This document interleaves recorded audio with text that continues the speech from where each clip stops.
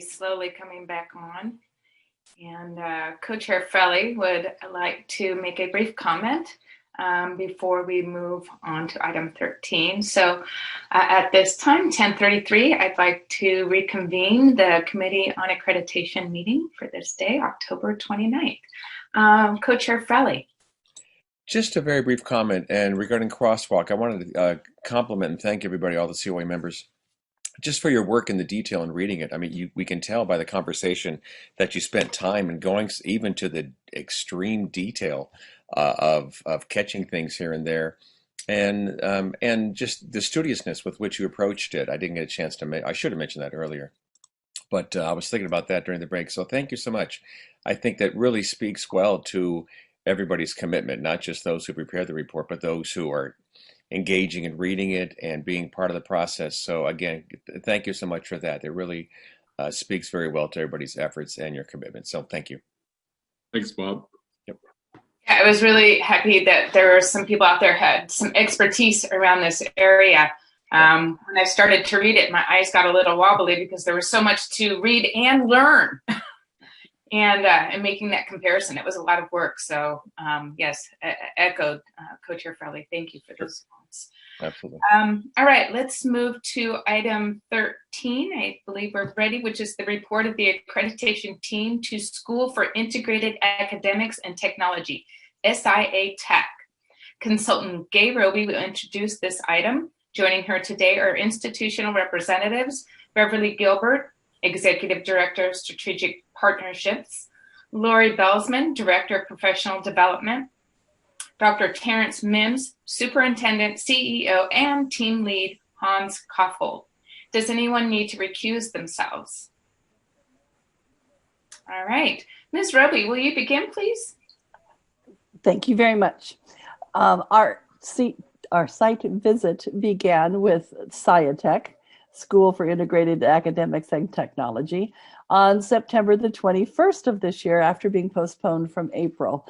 They were one of the three who decided that it was, with the pandemic, it was just easier to postpone it with participation in question. As you remember, we were all so busy for so long. So our 3-member team met with the SciaTech group starting on Monday about noon and conducted interviews with a variety of stakeholder groups, and then deliberated and wrote their program report as well. We are joined by the team lead, although it says William Caulfield, he really goes by Hans, and I will turn this over to him for the report of the site visit. Thank you, Gay. And I actually renamed myself to Hans. So we're consistent here on Zoom. So like Gay said, I'm William Hans Kaufhold. I go by Hans. I'm the induction specialist for Riverside Unified School District, and then also had the privilege to be the team lead on the site accreditation for SciaTech, School for Integrated Academics and Technology, for their induction program. So I do want to start with some thank yous for the people that made this visit possible. And I'd like to start with speaking briefly about the team I worked with and acknowledge their professionalism and expertise throughout the process. Our program reviewer, Ryan Ung from Long Beach Unified School District, and Constance Best from the Yolo Solano Center for Teacher Credentialing participated in the initial reading and feedback sessions for program review and common standards review along with myself. So they were in for the long run on this program review, each demonstrating thoughtfulness, dedication to the process from the very beginning.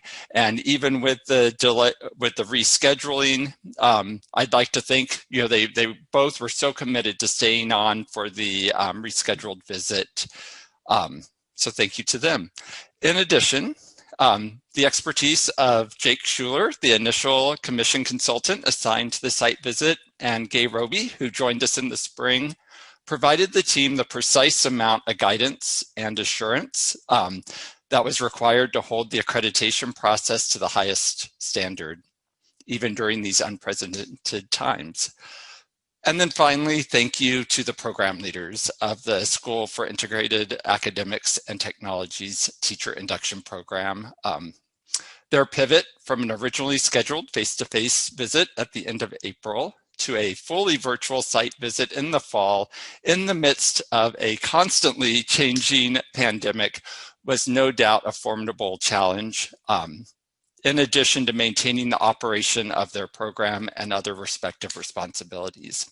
The team recognizes the effort required to ensure stakeholders' participation in the site visit during this unprecedented time. So just a few words about the visit itself. So to begin, the communication, preparation, adaptability, and respect for the process overcame potential obstacles that were beyond the control of anyone involved. A question that came up is, would the team be able to accurately validate the program's application of the standards in this fully virtual setting during this time? And the answer was yes, clearly, but not without the authentic and thoughtful participation of all stakeholders under the orchestration of the program leaders, Beverly Gilbert and Lori Belsman. The communication and preparation the program leaders applied to cascading information regarding the non-traditional design and context allowed the team to experience the induction path its teachers took in completing their requirements. This was accomplished through updates to the accreditation website and providing the team with a brief contextual presentation. The adaptability I mentioned earlier came in the willingness to respond to the team's requests for additional interviews when needed and responsiveness to clarifications. A highlight of the site visit was truly the opportunity to interview many of the stakeholders. The authenticity, thoughtfulness of all the participants in each interview group provided insight and clarity to the documents being reviewed. By the end of the first day, an initial trend emerged. Despite the unexpected pivot in the spring, candidates and mentors clearly articulated the strength of the mentoring relationship, one that was echoed by completers that had finished the previous year. Examples of deep coaching occurred that supported their ILP goals and their focus areas and showed individualization. A second trend emerged by the end of the second day. Not only was there a strong relationship between mentors and candidates, but also between the program leadership, specifically Beverly Gilbert and the mentors, and candidates. Numerous examples were provided of how Beverly Gilbert worked directly to individualize experiences that aligned with district and site goals and objectives. In the interviews, it came out that the candidates affectionately referred to some of the involvement as their BEV calls, and they would light up and said, and I got my BEV call. It's like they remembered the day they got their BEV call where the process was customized to them and they were able to brainstorm ideas. So with that said, thank you for allowing me to share a few trends the team identified that may not have been as evident in the report alone. At this time, I'd like to share the findings and the recommendation of the team. So looking at the report of findings, as for program standards, all program standards for SciTech's teacher induction program were found to be met. For common standards, all common standards for SciTech were found to be met. And the team's overall recommendation, based on the fact that the program standards and common standards were met, is for accreditation. And then at this time, I welcome any questions from committee members regarding the visit. Thank you, Mr. Kaufhold, for your presentation. Very nice. I want to call you Mr. Hans, just so I could say your name. At this time, I'd like to invite the COA to ask the institution any questions or open the table up for discussion.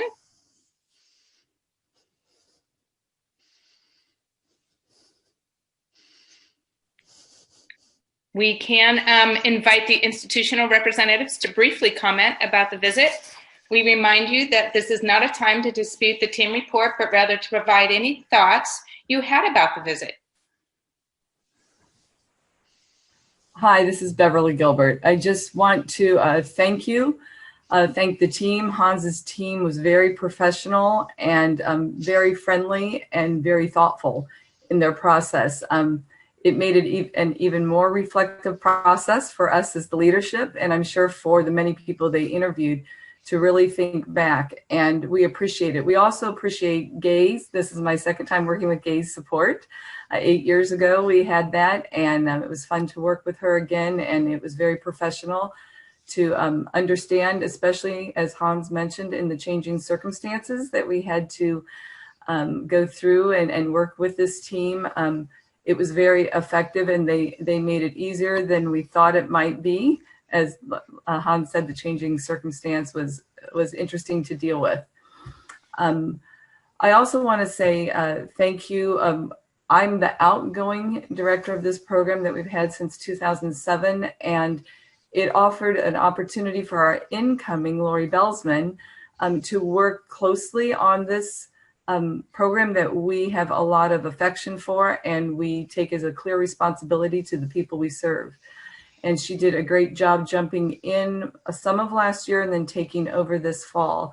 And that's going through accreditation together was very useful, you know, to make that transition, to have us both doing that. So we appreciate it. And my final word would be, SciTech does work with outside organizations, outside districts. In a way, you know, we operate as a consortium besides serving our own. And I appreciate your comments, Hans, because we try to work with all the districts in a way that they feel like they're part of the whole induction process and they're not outside our organization.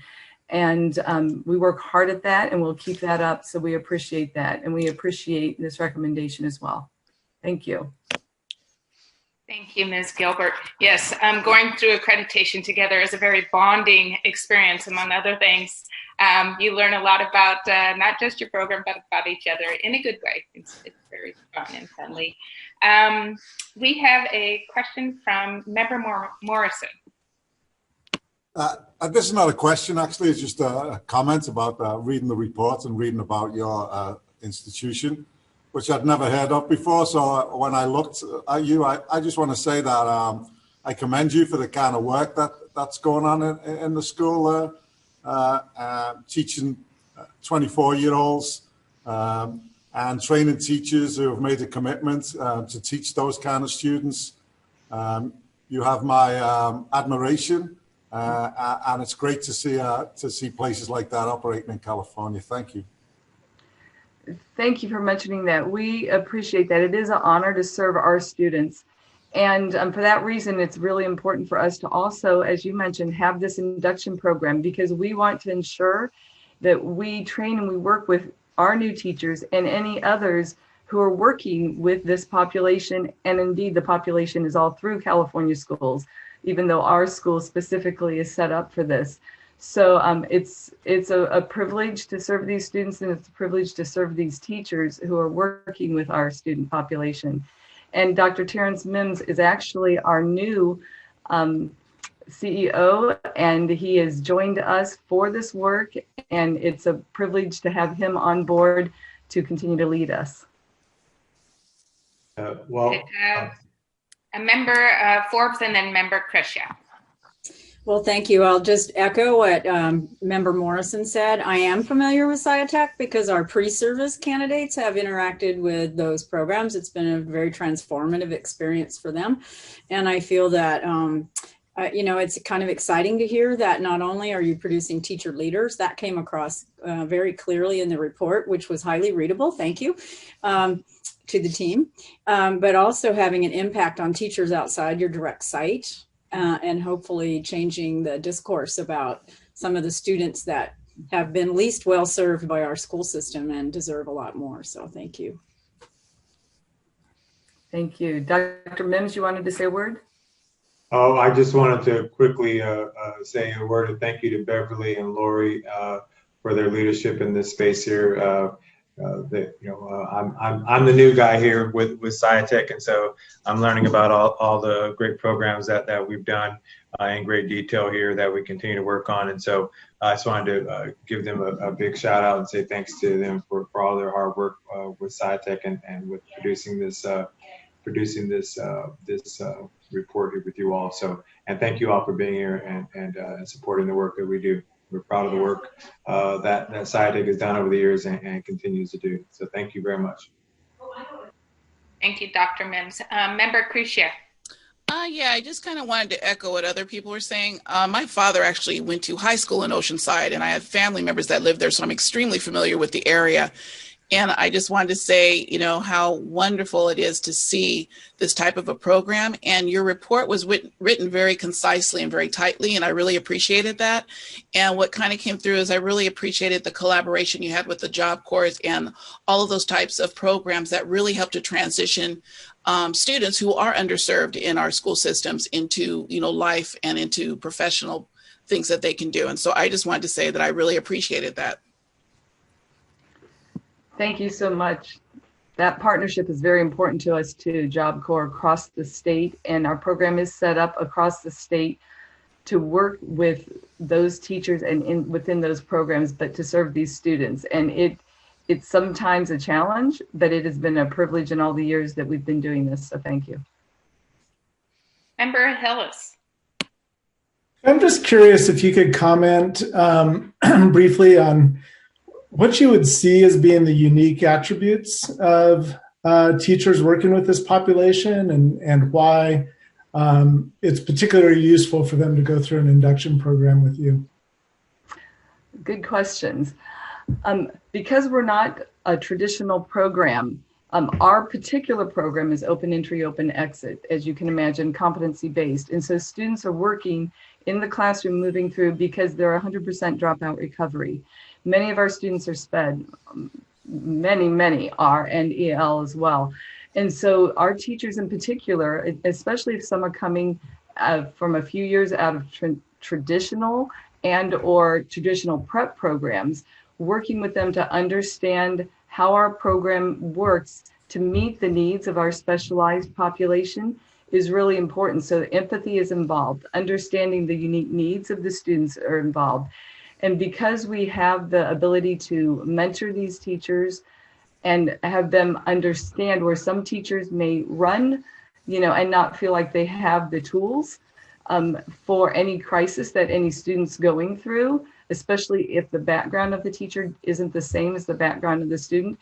Our program is, I believe, uniquely built around preparing the teachers for those situations, specifically through the mentoring, but also through the director role of really helping them find the ways to persevere and to reach unique instructional types of things to work with these students, to help guide the students who they may not see in abundance in a traditional setting. So we do a lot of PD with those, but a lot of things with the mentors. And it's also interesting because as we do a partnership with people outside of our organization to come, we happen to meet the needs of unique teachers outside of SciTech. So some of the induction programs that still exist, perhaps in the county and other places, are more traditional and can't necessarily take on teachers who have unusual assignments. Where SciTech can, because we're small, we can take those into our program and they get a glimpse of us working with our student population, but they also are worked with in our capacity as a unique situation themselves, coming from a different district like Encinitas perhaps, or Valley Center, you know, different ones. So we try to do PD, work through the mentors for the specific needs of teachers in ours, but make that relevant to the teachers outside of our organization so they get a glimpse a little more into working with this population as well. I hope that helps. Thank you very much. Yes, that was great. You bet. Thank you for the clarification. Any more comments or questions? All right, this is an action item. Do I have a motion? Member Forbes. I move we accept the committee report and the recommendation for accreditation for SciTech's induction program. Thank you. And a second by Member Martinez. We will now do a roll call vote. In favor, say aye. Opposed, say no. Secretary, please call the names. Omeline Belatayo. Aye. Kathy Krisha. Aye. Katrina Chakowski. Katrina. Cheryl Forbes. Aye. Bob Frelly. Aye. Mike Hillis. Aye. Lynn Larson. Aye. Marty Martinez. Aye. Anna Moore. Aye. Gerard Morrison. Aye. Kevin Taylor. Terrific. Motion carries. Congratulations, Ms. Gilbert, Lori Belsman, and whoops, I'm missing one, Terrance Mims, and Hans. Thank you for a great team lead report, and we appreciate it. Thanks, everyone, and congratulations again. Thank you. Thank you all.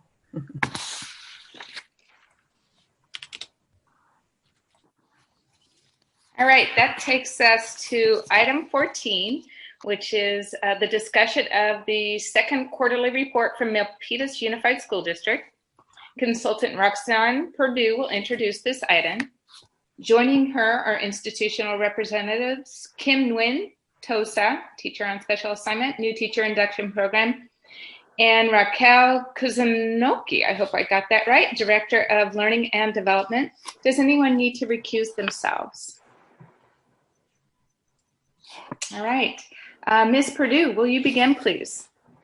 Yes, thank you. My video is still blocked, so I will just get started and you'll get to see my name. Oh, they started it. Okay. Good morning, committee members. This item provides the second quarterly report for Milpitas Unified School District Teacher Induction Program. Joining us today from Milpitas Unified, we have Kim Nguyen and Raquel Kuzunoki. They will be available to respond to any questions about their report that's part of this item, while I can provide information for you on the process questions. Milpitas Unified School District site visit was conducted back in February of 2020. The COA at that time granted a status of accreditation with major stipulations.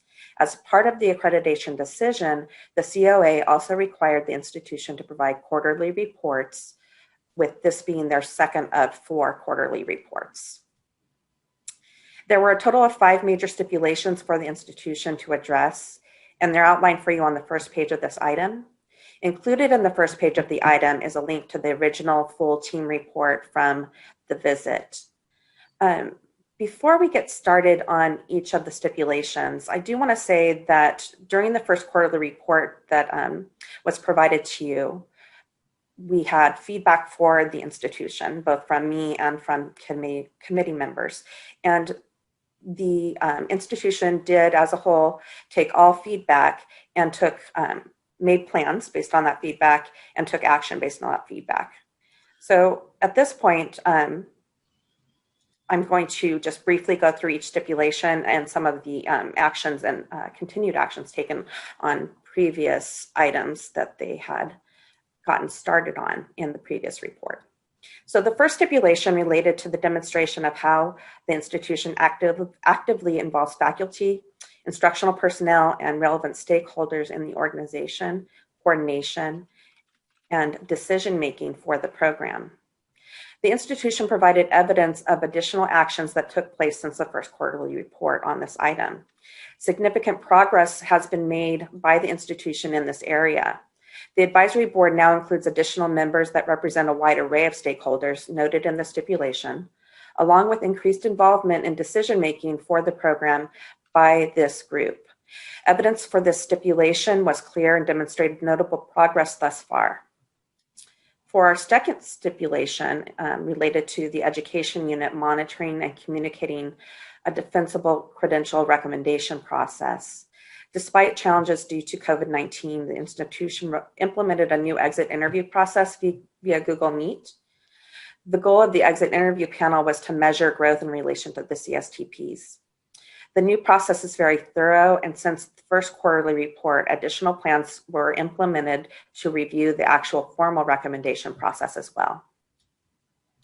On the third stipulation, which is related to supporting candidates who need assistance to meet competencies, the institution took additional action to begin candidate self-reflection, as well as developing an action plan and deciding on next steps and focusing on growing mastery in their CSTPs. Additional plans were also included, such as video recordings on self-reflection in reference to the CSTPs to receive feedback from their mentors. An additional induction intervention team was also started. There has been continued progress and implementation of these plans since the first quarterly report that you were presented. The fourth stipulation involving a comprehensive continuous improvement process where the unit assesses their effectiveness and makes modifications. The program took action to invite additional stakeholders to participate in the advisory board, as stated previously, and to assess the suggested changes and modifications, as well as recommend new ones. Continuous progress has been demonstrated since the first quarterly report in this area. The final and fifth stipulation involves a few different factors, including demonstrating that the program has a positive impact on teaching and learning in California schools. The first part of this stipulation involves candidates demonstrating knowledge and skills related to the standards, which is reflected in their earlier actions on the first quarterly report, and evidence was provided in addition to that. The first quarterly report indicated that the program should make plans to address the final part of the stipulation, which related to their positive impact on California schools. Since the first quarterly report, the program provided an impact statement and then implemented multiple surveys of significant stakeholders and those within the program. In all, the program has made notable progress in addressing the stipulations for their second quarterly report. This is an information action item. Staff recommends that the COA accept the second quarterly report from the Milpitas Unified School District. Thank you. Thank you, Ms. Purdue. That was a terrific summation of the report. I really appreciated this report with all the links. They provide a lot of evidence and information, and so thank you for that. We now invite the institutional representatives to briefly comment on the report. Good morning, committee members. My name is Kim Nguyen, and I'm the induction TOSA. I hope everyone's doing well and staying healthy. I think for my first quarterly report, we're on track and with the set plans that we made and moving along to address our stipulations. We feel that we have been making good progress, and we're continually reflecting on our program to improve it to be the best it can be. Thank you. Any other comments from the institution? Yes, I do want to add that I am thankful for the opportunity to experience the gradual transformation of our program and to see the growth mindset, not just of Kim and myself who are overseeing the program, but to actually see it in the teachers that are new to our district and participating in the program. So the experience has been authentic, and it's really been a true growth experience for us. So we do thank you. It wasn't too long ago when I cried in front of you and said I didn't understand, but it has truly been a wonderful experience. So thank you for the learning opportunity. It's nice to see your smile now. Any other folks? Okay, I think we're good there. Anybody from questions or comments from the committee members? Member Martinez. Thank you. So first of all, I just want to say, just give you kudos for all the work that's happened since you first received your original report. You know, just I appreciate what you've done with the advisory, how you've adapted and revised the exit interviews, and really that whole area of measuring candidate competence through your ILP rubric, et cetera. I know how much work that is, and just appreciate your focus on adding. What do I say? Just more, making it more effective and more authentic, I think, as Raquel said. The question I have for Raquel or Kim really is, so considering the work that you've done and that transition you've made, what have you noticed? Like, how has it most impacted your program, would you say?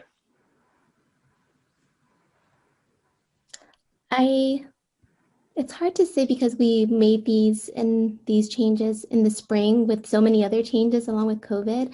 But I feel like since orientation and when we met with all of our teachers and mentors this year, we've received so many feedback of just like how much, even from our year 2 teachers this year, like the program continuously improved for them. It seems like it's a program that is very supportive. They're very, it seems like from what they're saying, we have like an open door policy where they feel like they could come to us with anything, especially during this time where there's just a lot of high stress for them, and that we're providing as much support as we can. If I can add to that, the other bigger piece is the relationship, not just with their new teachers and their mentors, but the administrators, site administrators, and building on the trusting relationship and how to work together to support our teachers in a safe place. And that's huge for us. Excellent. Thank you both. Member Crecia. Aye.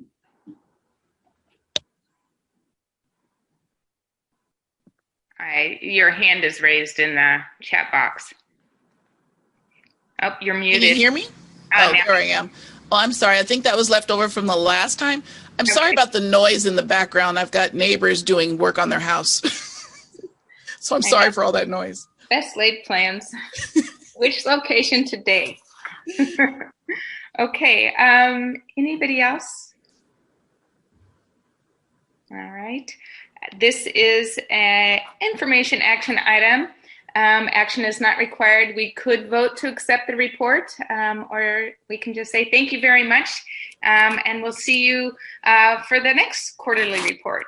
Are we okay with that? Thumbs up? All right. Well, thank you, and we'll see you again in a few months. We'll see you next year. Thank you, everybody. All right. Thanks for coming. Thank you. All right, that takes us to item 15, which is the discussion of the required 6-month report from California Baptist University. Consultant Jake Shuler will introduce this item. Joining him are institutional representatives, Dr. Robin Duncan, Dean, School of Education, and Rose Pike, Associate Dean, School of Education. Does anyone need to recuse themselves? All right, Mr. Shuler, will you begin, please? Yes, good morning. So this item is a discussion of the 6-month follow-up report from California Baptist University. The Cal Baptist site visit took place in March of 2020, just a week after we all decided we were heading home because of COVID. So we had to make a very last-minute decision to cancel our flights and hotels and stay home and do the visit via Zoom. Despite that, we had a great site visit, and there were most programs and standards were met. There were some met with concerns, and this report is a follow-up of those.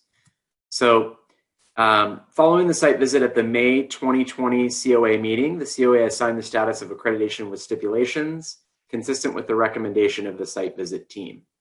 Today's report is a discussion of those standards that were met with concerns. Following the May COA meeting, Dean Robin Duncan and Associate Dean Rose Pike have been in consistent communication with Commission staff, updating us on progress toward addressing each standard that was met with concerns. This report is their 6-month checkup. They will be back with us in April for the full 1-year follow-up report. So in the report, those standards met with concerns included 3 program standards within the education specialist programs, 2 program standards within the PPS school psychology program, and 2 within the PPS school counseling program, as well as common standards 1, 2, 3, and 4.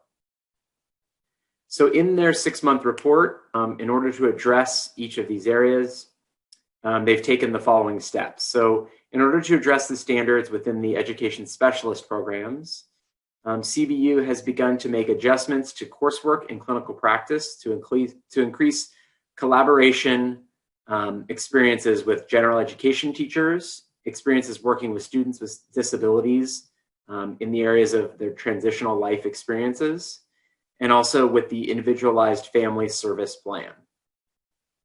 For those standards within the PPS school counseling and psychology programs, the report focuses on 2 areas: the need for candidates to have additional opportunities to interact with community-based agencies and pupil support services, and also 2, the need for candidate practica field placements to be appropriately assigned and monitored from year to year.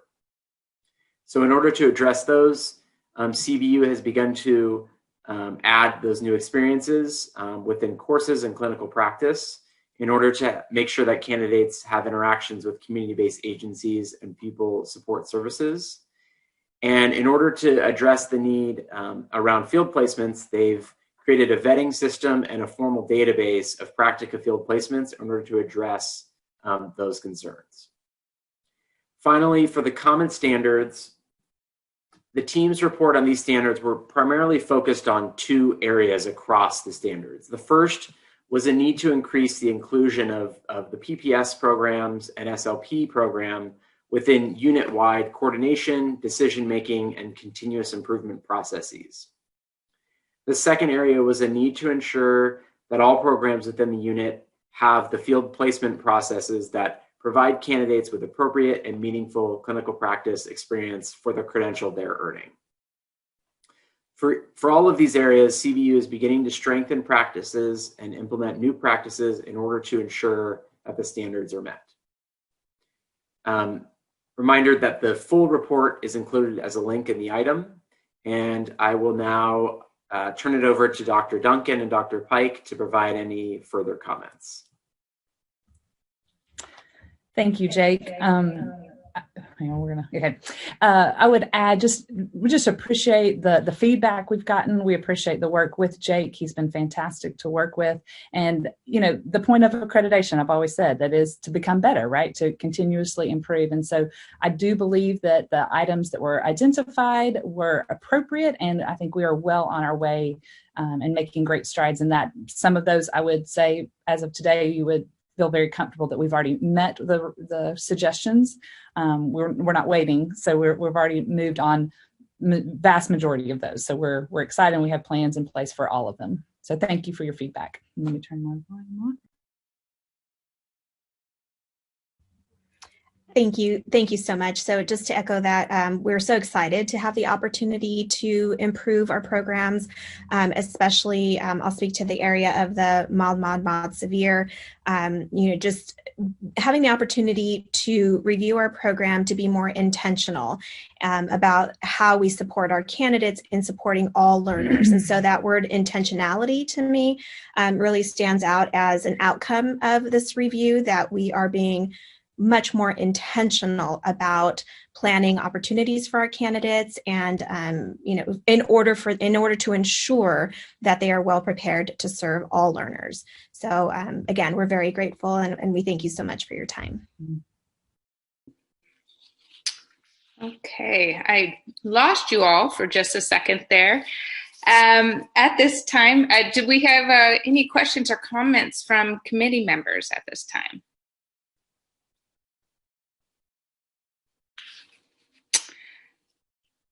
Well, this is an information action item. Action is not required. The COA could vote to accept the report, or like last time, we can just say thank you so much. Thank you for the great report, the progress that you're making, and have a great day. Are we good with that? Do we need to vote on? Okay. All right. Thank you so much. Thank you very much. We appreciate it. Thank you, Jake. Thank you, everyone. Have a great day. Thank you. You too. Thank you. All right. That takes us to item 16, which is the discussion of the quarterly report from Aspire Berkley Maynard. Consultant Miranda Gutierrez will introduce this item. Joining her is Institutional Representative Ruth Negash, Director of New Teacher Development. Does anyone need to recuse themselves? Ms. Gutierrez, will you begin, please? Good morning and thank you. So Aspire Berkley Maynard hosted their accreditation site visit back in April 2020 for their teacher induction program. And the report was presented at the June 2020 meeting where the COA accepted the team's recommendation of accreditation with major stipulations. Part of that decision includes quarterly reports. So this agenda item includes the first quarterly report of plans and steps taken to address the stipulations. The stipulations are listed on page 1 to 2 of the agenda item. Then a brief summary and supporting evidence is included on the following pages.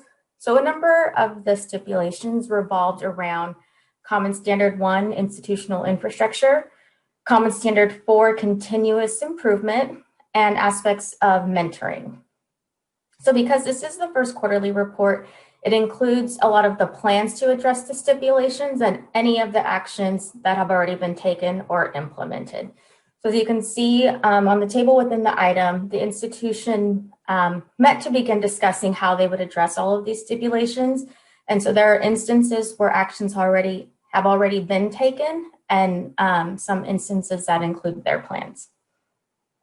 So everything listed includes things or actions or plans that we're taking after the site visit, so after April 2020. And I just want to call attention to stipulation 4 regarding the credential recommendation process.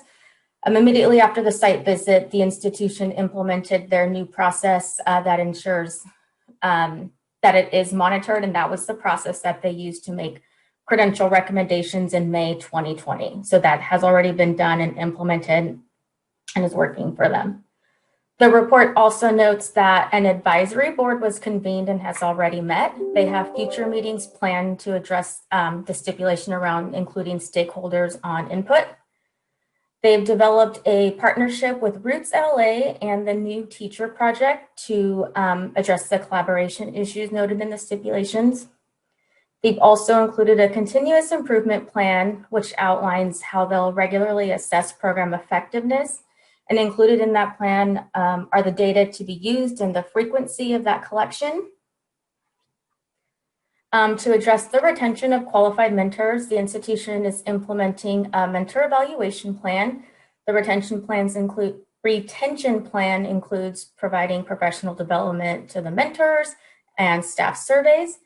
At this time, I'm going to turn it over to Ruth. She can talk in more detail about each of these stipulations, but I just wanted to provide a brief overview and a little reminder of the action taken back in June. Thank you, Miranda, and good morning, everyone. I heard someone say that they have some noise going on from their neighbor, and so do I, so I apologize in advance. So we really got the opportunity at the end of last year to incorporate some of our stipulations into the plans immediately. And as Miranda said, one of those things was making sure that we had a plan in place for making recommendations. And so as soon as our as soon as we had our review back in April, we were able to do that and had a great cycle to make sure that we were making the correct recommendations and all stakeholders involved were able to have input in that recommendation.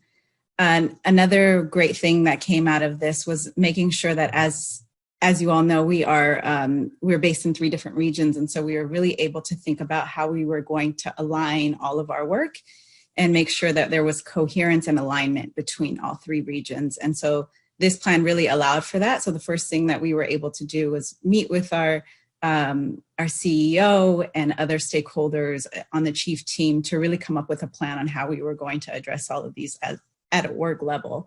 And so many of those things were part of the continuous improvement plan. And so we have areas in place where we want to make sure that we're not only gathering data, but we are also analyzing that data and responding to that data. And so we're doing that in various places with our advisory committee, with our ed team, and also during our quarterly step backs, which is data that is provided at an org level. And so we are really excited to take the feedback that was given to us and respond to that. And we are really seeing the impact on that already. And we were able to even incorporate a week-long new teacher workshop training for all of our new teachers. And some of that survey data was actually included in the report, which we're really excited about. So we'll continue to do this work. Sorry, Anna. It's okay. Thank you, Ms. Gutierrez and Ms. Negash, for your comments. I'd like to give the committee an opportunity to ask any questions or make comments on the report.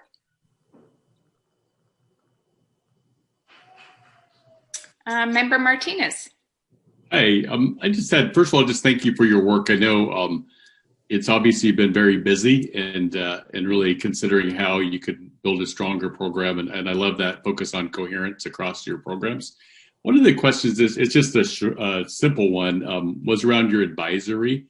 I noticed on your advisory committee that you didn't include participants, like completers or program participants. Was there a reason for that?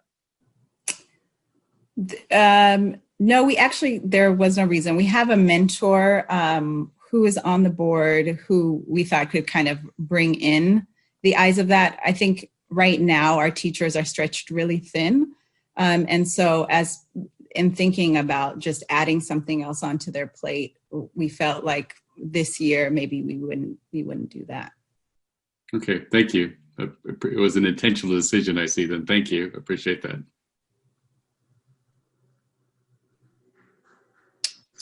All right, any other comments or questions at this time? Oh, yes, Member Tchaikovsky. So again, thank you for the update and the complete information. I think my question was kind of like Marty's too, is like, what informal ways do you have to collect feedback from the participants that are in the program? Because clearly you made a decision not to, and I run an induction program too. So it's, I understand these, the relationships are everything. Sure. Can you talk just a little bit about that? Absolutely, yes. So we have opportunities where we're surveying. We've included that in the continuous improvement plan. And so we survey mid-year and end of the year to get feedback, program feedback, and also mentor feedback from our participating teachers. We used to do monthly office hours, and now we moved to bi-monthly just because of people's schedules and making sure that we are able to allot time for anyone to join in. And we're hoping to, so some of the work that the mentor will be doing on our advisory board is making sure that he's also gathering some of that feedback from his participating teachers and bringing that to us as well. We also meet with the principals, so there's a triad meeting, and so getting a lot of feedback for principals. We meet as a principal team, and I join a lot of those. And so during that time, we are able to gather feedback, just like at a site level, what's happening, how principals are feeling as well, and the information that they're gathering from their participating teachers. Are there this is just a thought that we've explored in our program. Do you ever visit classrooms, even in an online environment? I mean, is that something that is a routine part of your program, just as a way to actually see what our candidates are doing? Yeah, thanks for asking that. We actually have instructional rounds for each of our schools, and we just started that in the Central Valley. So for each of our regions, we as an ed team join in on at least 2 of those instructional rounds for each region. And so we're able to come into the classroom, see what's going on, ask questions at multiple sites. And I would imagine that your candidates are like super enthusiastic about that. They're probably just glad to connect with people. So that's great. Yeah. Thank you. Thank you. As a principal, I would say thank you for including the principal in the process, especially when there's research going on. It's nice to be informed about what's happening and have the opportunity to provide input around things. So thank you for that. Well, if we have no further comments or questions based on our prior 2 items, I think we can give you a thumbs up and thank you for your hard work and your attention to detail. It's clear that our team is excited about what you're doing and the direction you're going. So thank you and keep it up, and we'll see you again. Thank you all. Have a good afternoon. Okay. All right. That takes us, we are going to item 18. And everybody's all set for item 18, is that right? No, we're actually missing one of our guests still. And since it was kind of an 11:30 time certain, she just may need a couple of more minutes to get here. Do we want to take a quick 5-minute break or try to squeeze something else in?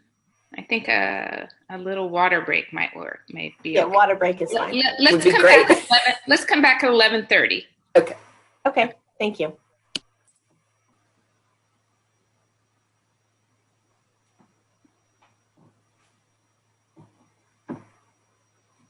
Teri, I'm going to step away. Do you want to watch for Linda and let her in if she shows up? I don't think Linda's also joining. I think as long as Mark is here, we're fine. Oh, I'm so sorry. Okay. Yeah, I'm not 100% sure. I know she's super curious, and so I wouldn't be surprised if she did. But yes, no. In fact, I can email her and check. But that's okay. Yeah. I'm sorry. Oh no. But we get a short break, so that's not bad. Right.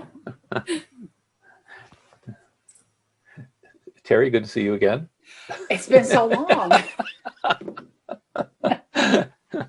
Yeah.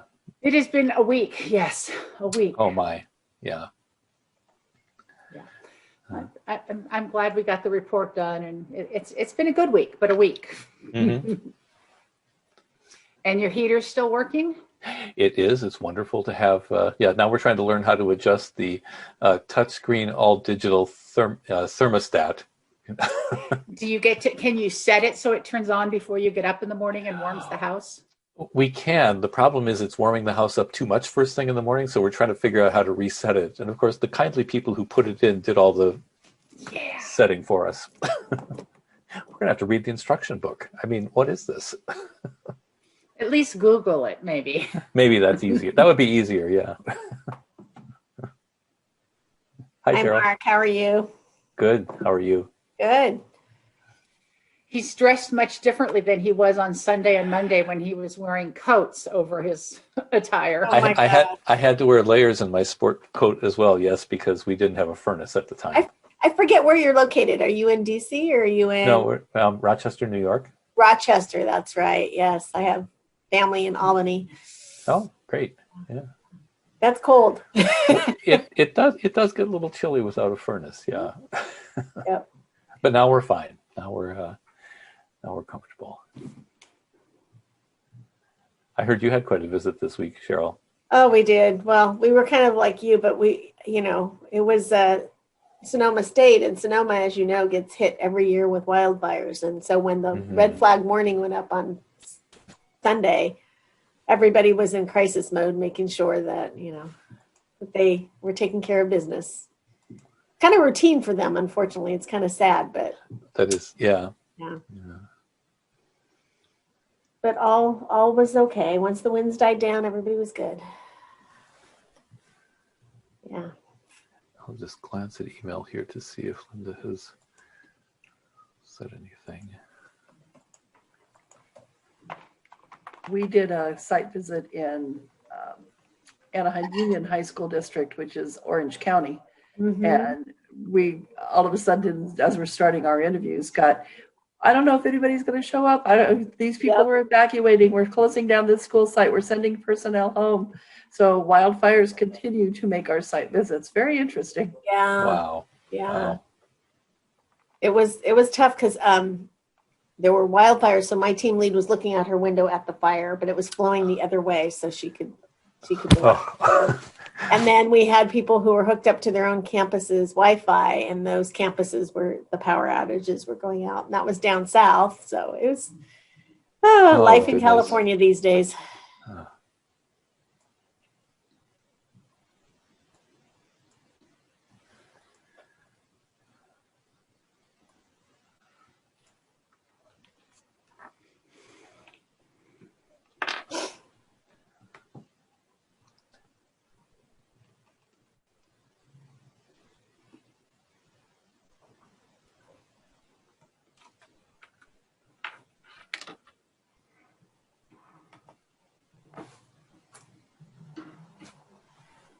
doing good on time. We're like right on time. That never happens. It's so hard to estimate how long things go because you never know what sparks conversation or it looks like we're about right.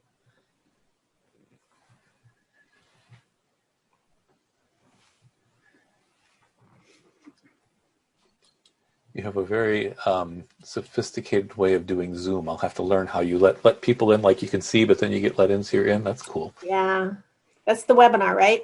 It's the Zoom webinar option. Okay. And so it's different than a Zoom meeting. Yeah, we're going to add that before our annual event in February. We learned about it from the Cal Council conference last March because it was such an elegant way to work with the event that you don't have all sorts of people turning their cameras on or turning their microphones on. It really does give you a lot of control over the meeting. That's neat. Yeah.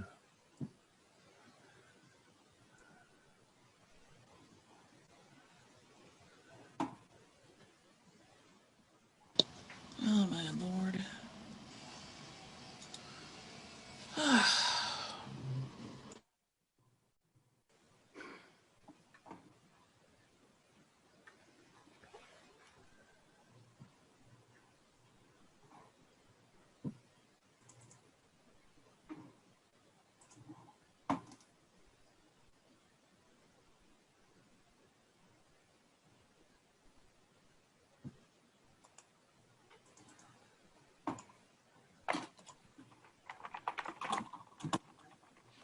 Very timely group.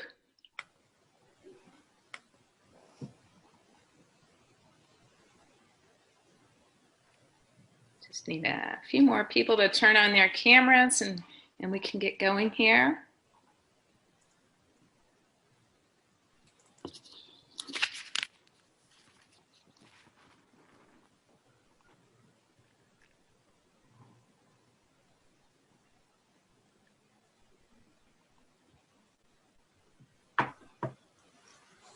Looks like we're just missing, let's see, member Frelly.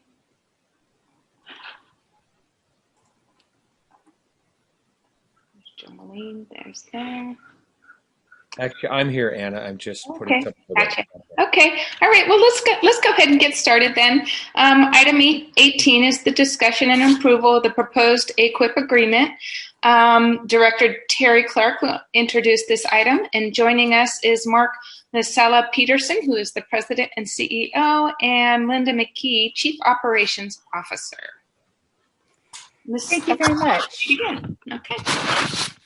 So this item is somewhat similar to the PPS crosswalk that you heard earlier, in that last spring, you already took action on the AAQEP crosswalk. There is an adopted crosswalk between the AAQEP standards and the Commission's common standards. And historically, what this Committee on Accreditation has done beyond the crosswalk is when the Commission's accreditation system is interacting with another organization's accreditation system, and we're having site visits at the same time, either in a joint or a concurrent frame, we also tend to have an agreement.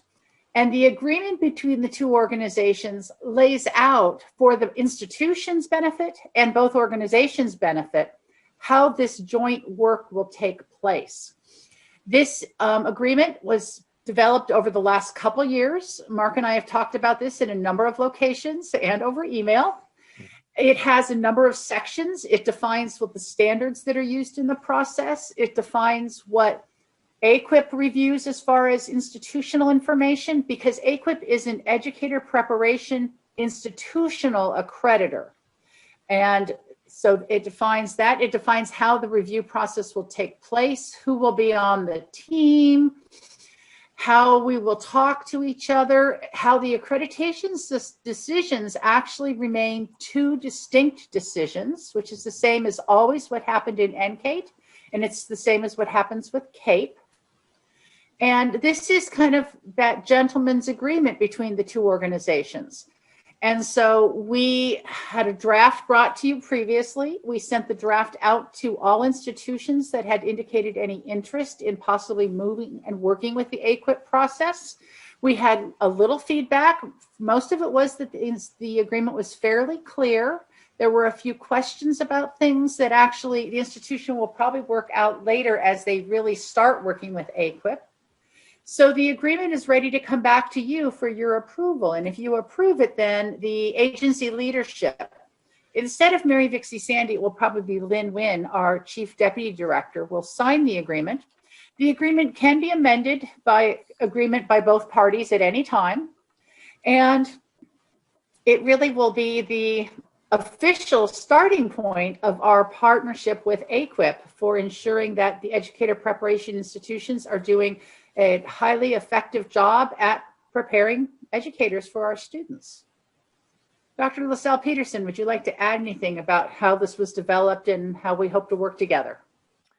Only to say that I concur with your account, and that we did work it out, looking back and forth. Appreciated the questions that came through because we interacted over those as well, and just look forward to finding some ways to actually having the opportunity to implement it. I could mention, by the way, that as part of my own education on California's system, I had the opportunity to observe a CTC site visit this week at an institution to start becoming more familiar with the way things work and coming up with some really good ideas. I think we're going to debrief that and talk about how to get the practical groundwork laid out to conduct visits together. So very much looking forward to it.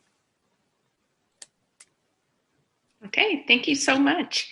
At this time, we can take questions or comments from any of our committee members. Yes, Member Hillis. Mark, I'm just curious, do you have any update on the CHIA process for AAQEP? Yes, it's a long, slow process, but on November 23rd, we'll make our presentation to the Committee on Recognition. We've already had our observation. We wrote our application, we had our observation, we got the report back. It was very friendly, and sent our response into that. So now we're just getting ready to do a presentation to the Committee on Recognition. It then goes into their internal process where that committee reports to the board gives them some feedback, comes back to the board. So we'll know their recommendation in March and the final action in May of 2021. It's a long time coming. Just for some context for all committee members, accrediting organizations have to get approval to be accrediting organizations that allow some additional things to take place, such as financial aid or other verification for things through the government. And AAQEP as a new organization is still moving through the CHIA, the Council for Higher Education Accreditation, initial approval process. It's the most lovely chicken and egg process I've ever been involved in, because in order to be approved as an accreditor, you have to have conducted some accreditations. While there are some jurisdictions that say, well, you can't do accreditations until you've. So anyway, it's been a very interesting process, and we're very glad to have 23 completed cases as part of our portfolio as we're going through this process. That's terrific. 23. Awesome. Any other comments or questions? This is an action item. I was just going to add that it looks like we do have a couple of institutions that are interested in the next couple of years of pursuing this. So there is interest in California. Mm-hmm. Thank you, Ms. Hickey. Okay, so this is an action item, and I need a motion to accept and approve the agreement between the CTC and AAQEP. I have a motion by Member Frelly, and I need a second by Member Larson. We need a roll call vote, please. Jomeline Belatayo. Aye. Kathy Krisha. Aye. Katrina Chakowski. Aye. Cheryl Forbes. Cheryl. Sorry, aye. Bob Frelly. Aye. Mike Hillis. Aye. Lynn Larson. Aye. Marty Martinez. Aye. Anna Moore. Aye. Gerard Morrison. Aye. Kevin Taylor. Motion carries. Congratulations. Thank you so much. It's been a long time coming. A lot of work, like you said, chicken and egg, and the experience necessary. Well done. Great. Thank you so much, everyone. All right. We can, let's see what, we can go to back to item 17, Cheryl, or? Yeah, that's fine. Okay. We need action on that one, so. Okay. Item 17 is the discussion of the annual report of the COA to the Commission. Administrator Cheryl Hickey, Administrator Erin Sullivan, and Analyst Michelle Bernardo will introduce this item. I don't know why anyone would need to recuse themselves, but but it's in the script, so. I'm sorry. Whoopsie. Okay, Ms. Hickey, will you begin, please? Sure. So every year, the two chairs of the Committee on Accreditation present to the full commission the annual report of accreditation that kind of summarizes what has taken place over the past year. It does a little bit of analysis, and then it talks about our current work plan. And that's what this item did. We did go back to last year's discussion with COA to find out about any suggestions you had last year. However, we weren't really able to incorporate some of those recommendations this year, just simply because of COVID and because of having to really scramble and spend a lot more time dealing with crisis situations than we could putting this together. This is a document that takes a lot of time to coordinate and put together. I want to acknowledge Michelle Bernardo. Michelle does a ton of work on this agenda item. So she really is the foundation for this item. So I want to thank her. But it basically, it has 3 sections. And I'll talk just quickly about the first section if we want to go. We do have an executive summary that summarizes some of the big picture things. One of the suggestions you made last year was to have a list of goals and how we've accomplished those goals. This is sort of along those lines, and we were trying to get a table put together in time for this meeting, and it just didn't happen. That would have a list of goals in this, and we were going to try to attach that. Perhaps we can do it before the commission meeting in December. But basically the executive summary is just some of the big picture items. And then going into the section 1, which talks about our broad-based accomplishments for the work plan for this year and all of the things that we worked on, and emphasizing, that there was COVID that hit us this year, and that, we maintained our site visits. We continued those. We were able to do all but, as you saw, 3, which we postponed to the fall, and those are now done. And, just really talked about some of the broad-based things that we do between our communication with the PSD news and program sponsor alerts, all of the technical assistance that we did this past year. And we really needed to ramp that up because of COVID and all the confusion around flexibilities. And we talked a little bit about, just the general information about site visits, program review, common standards review, preconditions review. That's all sort of in this first section about, at a higher level. And so that information is available for you. We thought maybe we would go through each section and see if you have any edits or comments. We would certainly be happy to make any changes you request, and then we do need you to approve it today in order for it to be on because you don't meet again before the commission meets. But we could certainly make any suggested changes and then work with the chairs on making sure that those get in there in the way that you want it to get in there. So I'm happy to stop if we want to look at the first section and up to the first section and let me know if you have any suggested changes or questions or anything like that. And then we can go to section 2.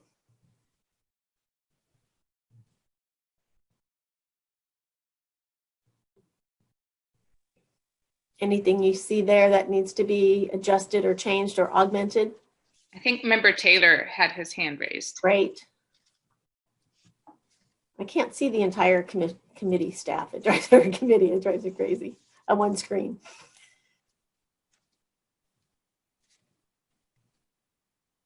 He took his hand down, so maybe he's...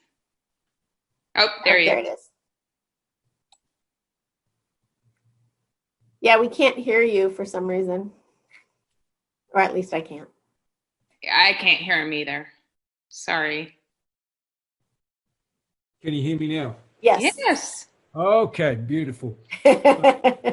So the report, I'm serving in place in the stead of Jose Luis Alvarado. And it mentions him in the report, but it doesn't mention me, which is fine, because if I do anything wrong, he gets the blame. I'm just wondering whether we should add me as well, and it sort of covers both. That's an interesting thing. It's always been a challenge because this is supposed to look back, but it does look forward as well. So I think we can find a way to definitely put the new folks on here as well. And recognize you, definitely. Happy to make that change.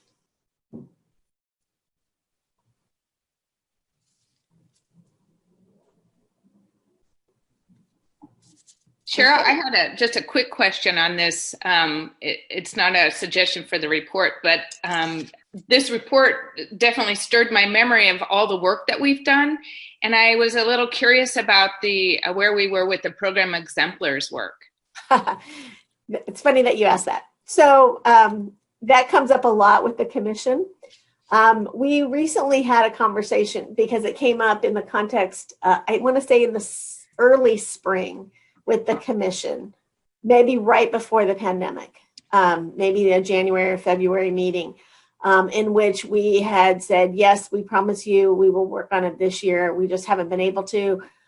We had come up with a whole process around that. And we're just about ready to launch it when some other things didn't allow us to move forward with it. And then the pandemic hit. So we had a conversation with our commission chair about this year and all of the things we were trying to address and trying to get, the 30,000 candidates out the door of their prep programs and try to figure that out. And she actually told us, I think we should wait till next year. So there is an understanding of where we are in this pandemic and sort of what everybody's doing. There still is an interest for sure to highlight program exemplars or best practices or something. And Erin and I in particular have been talking about sort of less onerous ways we might be able to do that than the system that we kind of created. So I think that issue will probably definitely come back to you guys, it will definitely come back to you in the coming months. I think once we get beyond this issue that we're facing right now, because I think some of the pandemic issues are going to come back right now, and we're going to have to address some of the issues that are coming up because of the pandemic and because of the flexibilities. But definitely it's an area where I think we can maybe find some tweaks in our process, so at least we can highlight some of those areas of really exemplary practices. So we'll come back to you with that for sure. Yes, Katrine? Let's see. Yeah, I was going to comment on that as well. And then just the sheer volume. I mean, this is amazing. California is a fantastic state. Let's just, take this program, this division of our promise to public education as an example, so awesome. Thank you for coordinating all this stuff. I was combing through the document trying to find out where it actually did say that there was, action taken on program exemplars. And I don't think that's the case. I mean, I am very interested in that. I don't think we should claim that we've done something that we haven't done. I haven't seen, or I've forgotten or something, how it is that A, excellence is defined, and B, what the criteria are. I know we've talked about it kind of at the end of meetings, but I feel like that's a very nascent idea. And I would like to not advance the argument that there's been progress yet, because I'm looking forward to that. Yeah, absolutely. So we did come up with a process, and sitting here right now, I don't remember where we were in terms of the committee and bringing that process to you. And maybe Teri can remember, or Miranda, who was working on it. I don't remember that, but we had developed something. And Teri, do you remember exactly where we were? I vaguely remember. We had developed a plan and we talked about it with the committee, I think over a year ago. Yeah. And it had to do with a group of educators who were understood to be highly effective, high quality educators who understood accreditation, and they would review a submission by an institution that wanted to say, hey, this is an exemplar of what we do. Part of the challenge is I'm pretty sure that James Webb, a former committee member, was on that group, and then we hired him last November. Couldn't be on the external group once the agency hired him. I almost think I remember David Simmons as also being in the group, but he's now on the commission, so he couldn't be in that group. The idea was once the system was up and going is that 1 year's exemplars would be the committee for the next year's decision making, and that it was going to be very clear that if you were identified as an exemplar, you were offering to share with other institutions what you were doing, and you were willing to talk with them. And we would have a web page that would identify the resources and the specific area of exemplariness. But it kind of got slowed down, and then the pandemic hit and it got stopped. So we will definitely come back at it this coming spring, and then look to do something in the 21-22 year on the topic. Yeah, and it might not be quite in that same fashion because that was a lot of work. So maybe we can rethink that a little bit. And go ahead, Katrine. Yeah, perhaps I missed that meeting, but I haven't missed very many meetings from last year, and that all sounds very new to me. So I will go back and refer to the notes from a year ago so I can get hot on that. I don't recall having that conversation. Well, and it is interesting because when I listened to, I don't know if anybody was able to join the keynote address for the Cal Council on Teacher Education. Linda Darling Hammond was the keynote, and she did go back to the idea of we need to share. We need to be a community that continues to share how we're doing things, and not only, to innovate within ourselves, but to make sure that everybody understands, hey, this is what we're doing over here. Here's what we're doing. Here's some ideas. So I think that concept is definitely alive and well. It's just a matter of how can we make it happen, and how can we make it doable. So. One of the real things we've run into is the site visit team members are prepared and ready to go out to make a decision about meeting standards. That is the baseline. That's not exemplary. That's the minimum. And right now we have no calibrated way to define what is exemplary. And what's exemplary and works in one institution may or may not work in a different institution in a different context. So we really are torn because it doesn't seem like it's something that can be put on top of a site visit team. They are already very, very busy, and they do what they do very well, but we don't want to break the system by asking them to do something different. But we also don't want just ad hoc views of, I think this is really cool, which is why we're trying to really think about this thoughtfully. So probably another time we should have a conversation with this at one of the future meetings, like maybe January. Definitely. Get your ideas again. Yeah, Ms. Clark, good idea. We're a little bit off on a bird walk. Our task right now was the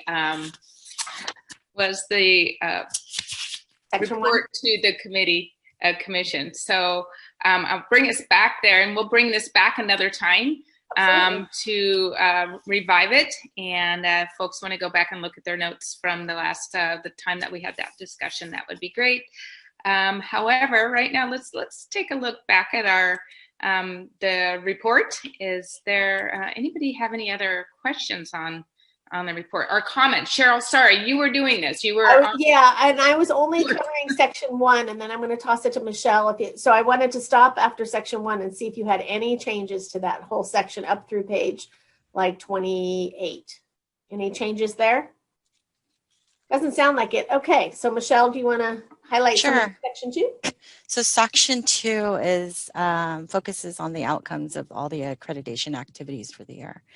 That includes the site visits, program review, preconditions review, common standards review. So it's really broken down, and I've taken all the reports from the site visits and broken it down to have the common standards, which institutions or which programs have met the common standards, and which institutions or programs have met the program standards. So if you'll see in the report how that's all broken down for the 31 institutions that had the site visits for last year. And then the other 3 will probably be incorporated into next year's report. So if you have any suggestions or comments or edits for section 2 of the report, I can take those. It's a lot of information, a lot of data to go through. Actually, Yeah. Michelle, I love the data. When I took a look at it, it brought up lots of questions for me about what's happening with our programs out there, what the areas that they're struggling with, how we can support them more in what's being met and not met. Thank you for all that. It's great work and really highly informative. And then Erin was going to do section 3, which is our current work plan.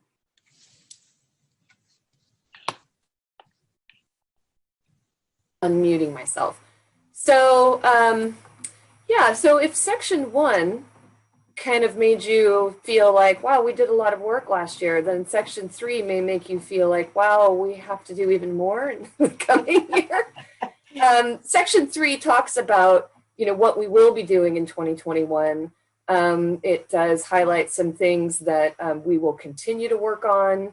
It highlights some things for that will be developed. We did lead with a section here providing some context about not only that last year is being affected by COVID, but that we still are going to be feeling some effects of that in the coming year, including making the decision to hold all of our site visits, all of our program review sessions for this year, and probably our common standards review sessions, although we haven't made a formal announcement of that. They'll all be done virtually this year. Institutions with site visits have been notified, and so, you know, they at least know what to expect. I know that some, you know, people are kind of on the fence, both our reviewers and our institutions. Some really love these virtual activities, some really hate them, and then we have everybody in between. But at least being able to notify them of what the plan is, it allows everyone to get their heads sort of in that space as soon as possible. We have, of course, our planned meetings for next year and the meeting dates there. And you'll see, of course, you know, this was drafted prior to today's meeting. So that March 4th, 5th date will update to the 1st and 2nd to let the commissioners know what your official meeting dates will be. And then, yeah, we move into, you know, just sort of even with COVID, even with the pandemic, staff will be maintaining our full menu of accreditation activities, including, you know, site visits and program review and common standards review and initial program review and IIA, et cetera. We do talk a little bit in here about the suspension of the accreditation fees for this particular accreditation year. And we do have an expectation that those will be re-implemented in the next budget year. So we're looking forward, hopefully, to seeing that. In the section on ensuring program quality, we're covering both information on the orange cohort, which were the institutions that were seen in 2019-2020, as well as the site visits that are scheduled for this year, which is the red cohort, talking about the 3 institutions that were allowed to postpone from last year to this year, which I mentioned this morning. 3 institutions that in the orange cohort will have revisits in this coming year. So in addition to the 33 regular institutional site visits we have this year for the red cohort, we have 3 revisits for the orange cohort. And then of course, the 4 visits for the provisional approval site visits. So that knocks our total site visits this year up into the low 40s. Let's see. Just want to hit a couple of other highlights here. Oh, I want to talk about the annual data submissions. So, you know, as we've rolled out and begun to fully implement these annual data submissions, they've been giving us an opportunity to sort of create really robust accreditation data dashboards that are being used by site visit teams, and are also allowing the institutions to kind of see some visualizations of their own data, both what's submitted and also data about their completer and mentor and employer surveys.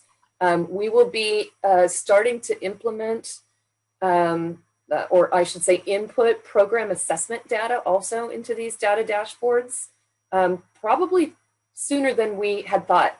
I just want to give a shout out to Fifi Lau, who is really our data visualizations guru, who has done an amazing amount of work on these data dashboards to make them really usable by the teams and really accessible.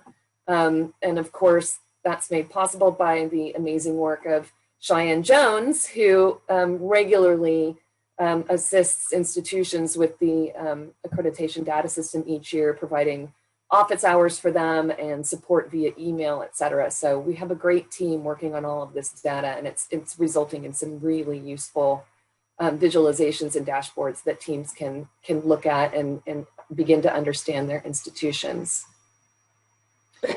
We'll have several sessions of Accreditation 101 this year for the initial institutional approval process. That's not slowing down. Institutions continue to come to us and are interested in becoming approved to offer educator preparation in California. So, 2 to 4 sessions of Accreditation 101, which is the first thing these prospective institutions have to do. We will adjust that based on the demand. We have about 4 institutions right now who have indicated they want to start stage 1. So we know they'll have to do Accreditation 101. And then, of course, we've got over 20 institutions that are currently in the pipeline, somewhere in stages, 2 to 4 in there. So that's very exciting, but it's also quite a workload. So again, just a little shout out to our IIA team of Hart, Poonam, and our new addition of Michelle. That's becoming a really robust team, and that's great. It's great work. Miranda Gutierrez, who works very closely with the initial program review process, has done some great things to modify that IPR process. Also, Yore Osamwani has been working with her on that. So they're kind of aligning the initial program review process so that it mirrors the program review process a little more closely, and we which have is a really nice. I'm sorry? We have an item on that in just a couple minutes. We do, yeah. We have an item on that in just a couple of minutes, so you'll get a chance to see that. But that alignment will be really nice, so that institutions continue to sort of experience that program review process in the same way, kind of over and over again. It allows them, as they get their evidence created, to just sort of save it and hold on to it, and then just update it and resubmit it as they need to, always in their year 5 activities.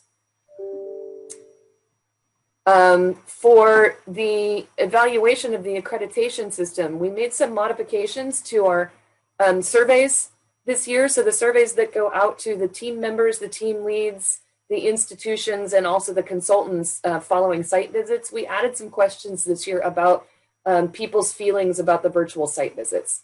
Again, we've had some folks say that they love the virtual opportunities and that they wish that we could always do it virtually. And of course, other people feel differently, and everyone in between. So we thought, let's just gather some data on that. Let's see how this process is really working and how it's feeling to all of the individuals involved. So we'll have some information on that at the end of this year that I think will be really, really helpful. And we will continue to work on our partnerships with national and professional accrediting bodies. You this morning heard from AAQEP. You looked at that PPS crosswalk, and in the spring, we'll be looking also at a crosswalk for the school counseling and the school social work programs. And then finally, I just want to acknowledge all of our staff. We have information here on all the technical assistance that they've been providing. It became clear as the commission and the governor and the legislature were making all of these modifications and allowing flexibilities for programs affected by COVID, there were a lot of questions. And so we have staff offering regular office hours sessions where they're not necessarily instructing, but they're just opening office hours. The consultants are showing up, and then programs can show up and ask whatever questions they have Some programs show up just to listen to the questions that are being asked so they can learn. And we're doing those bi-weekly for multiple and single subject programs, ed specialist programs, intern programs, and also we started with teacher induction. And we're also keeping track of the kinds of questions that come up so that, if something becomes thematic, we can ask ourselves, do we need to make a PSA for that? Or do we need to provide additional support to the groups? And last but certainly not least, our performance assessments. We do continue to work on that. So the Cal APA performance assessments are rolling out. Gay Roby, who is part-time on our staff and part-time on the performance assessment staff, has been working really hard with the administrator performance assessment community, providing technical support to them as those assessments get more strongly implemented. We are working on developing a special ed TPA as well. So that work is all moving forward. And that, of course, is also very exciting.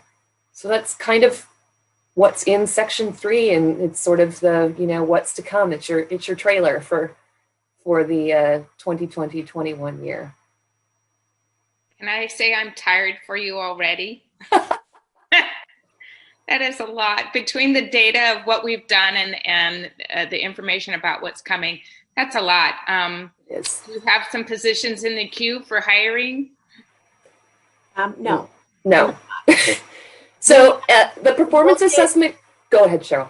I was just going to say, so Katie Croy, as you know, retired. So we will have her position open up later this, after the first of the year, I believe. But other than that, no. We have an analyst position, not quite the level of Michelle, just below the level of a Michelle, that we will be able to hire for. In fact, we have a job offer out for that. Yeah. And that will assist with IIA, so that'll be nice. And then, of course, as needed in the rest of the division, as everyone does. But for special ed TPA, that position is going to the performance assessment folks. And let me just add to remind you all that the state of California has 2 furlough days for every employee every month. So we are actually working on a shorter work week or work month. About 9%, a little over 9% less time each month. So working for free. Yes. Pretty much. I'm going to call a spade a spade. It is what it is. We've lived through 3 furlough cycles. So, yeah. Well, thank you for your donation to the students of California. Much appreciated. All right. Do we have any more comments or questions on the annual report? Member Morrison and then Member Frelly. Going through things that we're going to do in the report, and because we just looked at the crosswalk and took a vote on it, should we take that out of things to do and put it in things that have been done? Well, this is supposed to, this is a little odd because it's last year's work. And so we kind of go on an academic year. So this it's supposed to be reflective up till June 30th, essentially. But yeah, I can take another look at making sure the tenses are right on that. Mm-hmm. We'll also do a bit of an update sort of at the table when this is presented to the commission. Yeah. So we can call out some of those things. Some of these things have already begun because this is last academic year and we're talking about the current one. Yeah, and right now we're in the current, yeah. Okay, Member Frelly, you had your hand up. Yeah, just to piggyback quickly on Erin. Yeah, if I recall those presentations that we go to, they often will ask what's on track and what we're doing now. So that's perfect time to bring that up too. So thanks, Terry, for mentioning that. Thanks to the staff for putting this thing together. It's a monumental task, as you all can tell just by looking at it. It's just a lot of work that goes behind the scenes. A quick question to Michelle.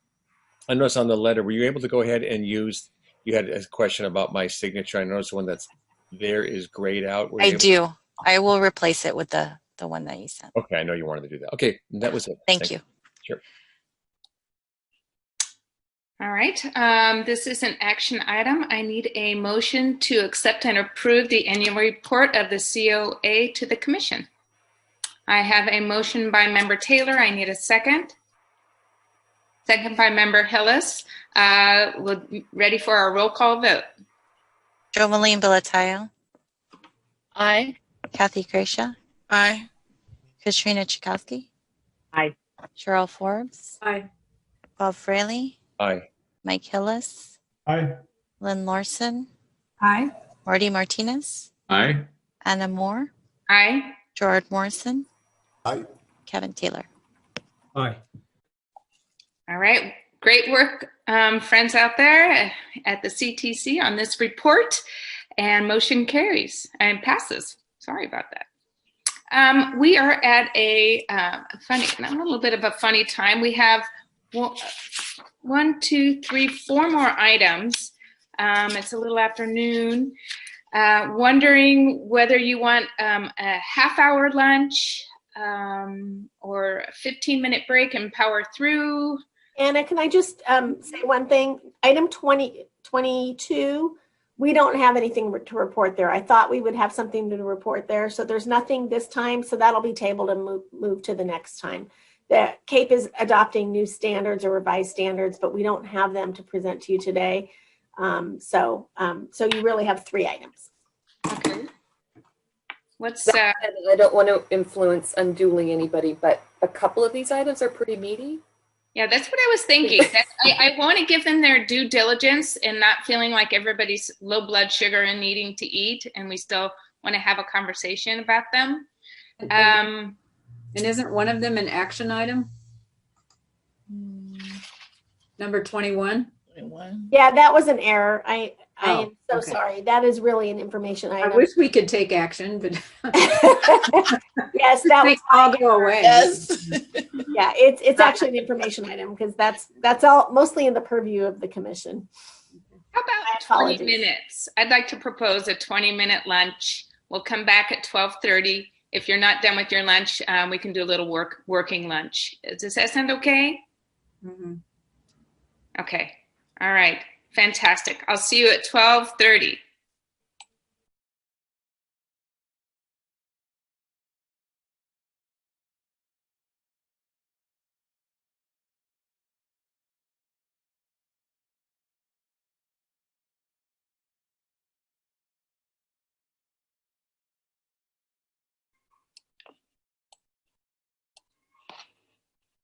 Welcome back.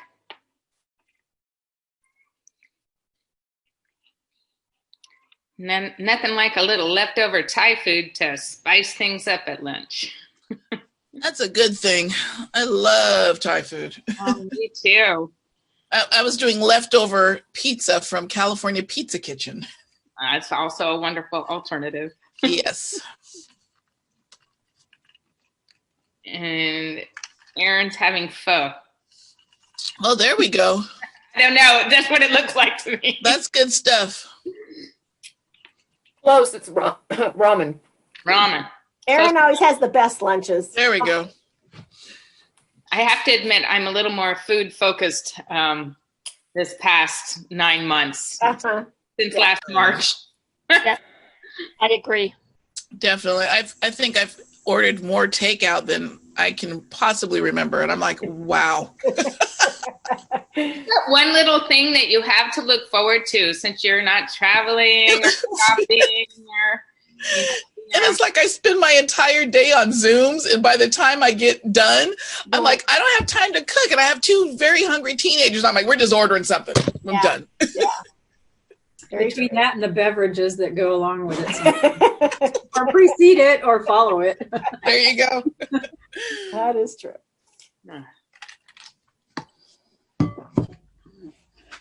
All right.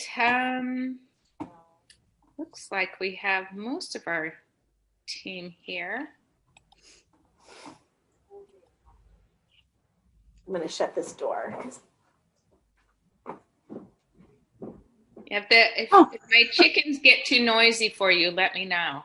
Chickens? Are they in your office? Yeah, right.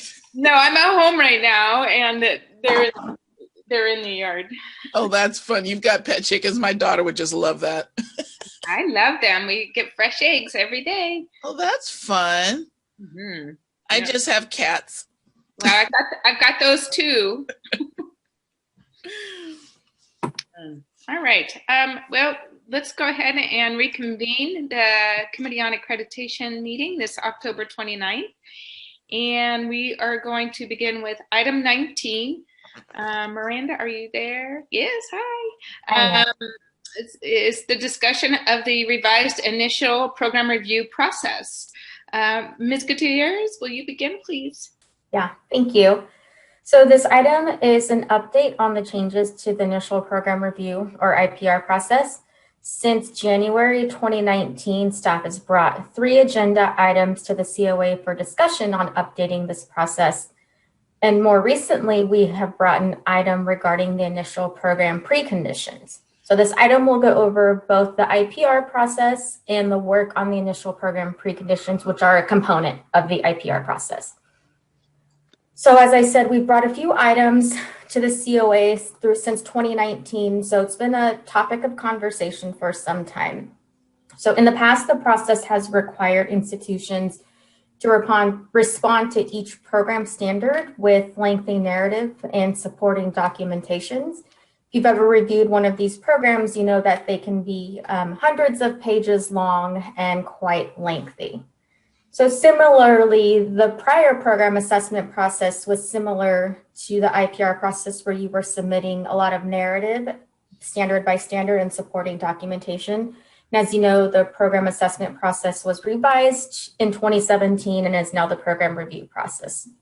So after much conversation about how we can streamline the initial program review process, we are pleased to say we've implemented a new process as of October. We have mirrored it along the program review process. So just looking at page 1 of the agenda item, I am briefly going to go over each of the number points to talk about that change and what it means.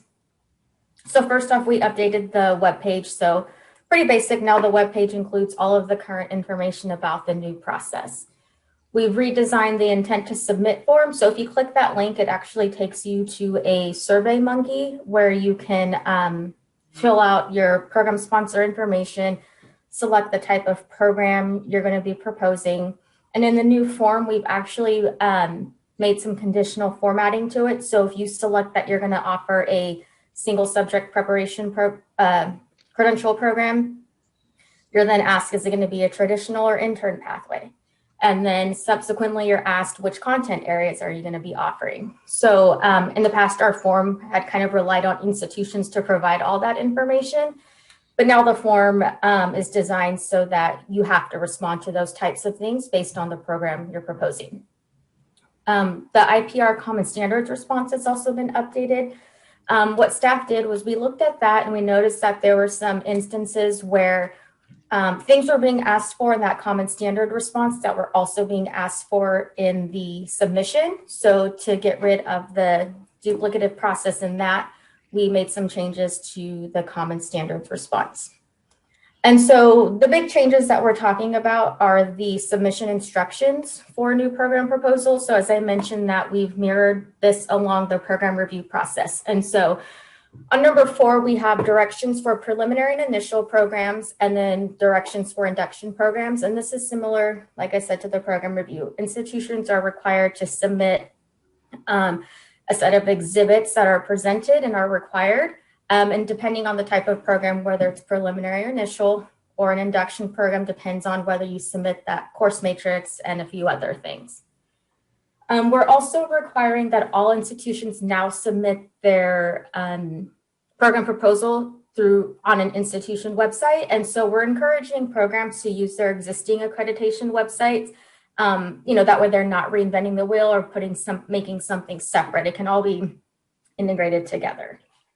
We've also revised the feedback forms. And so what we've done with that is there's no more need for all of the color text because in the past, we've asked reviewers to use a different color text for each round of feedback.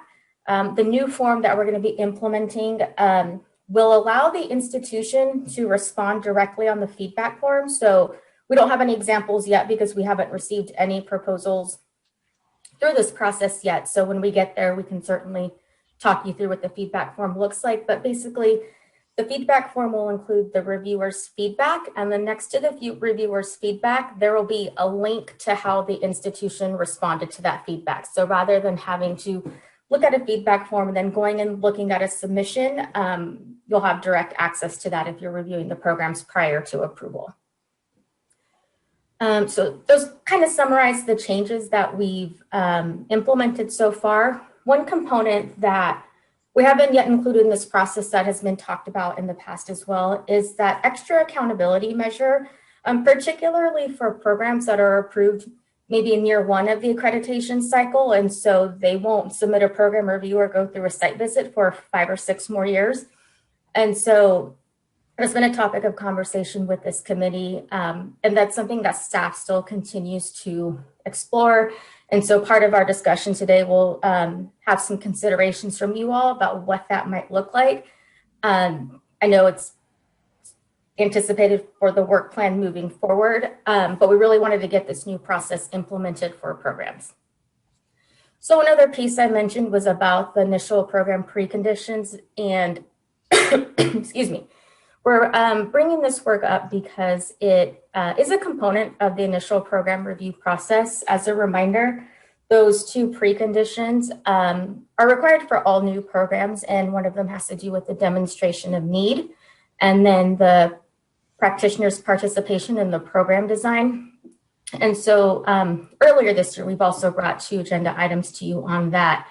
And some of the conversation has focused around the type of evidence that would be required or should be required for institutions when they're proposing their new program.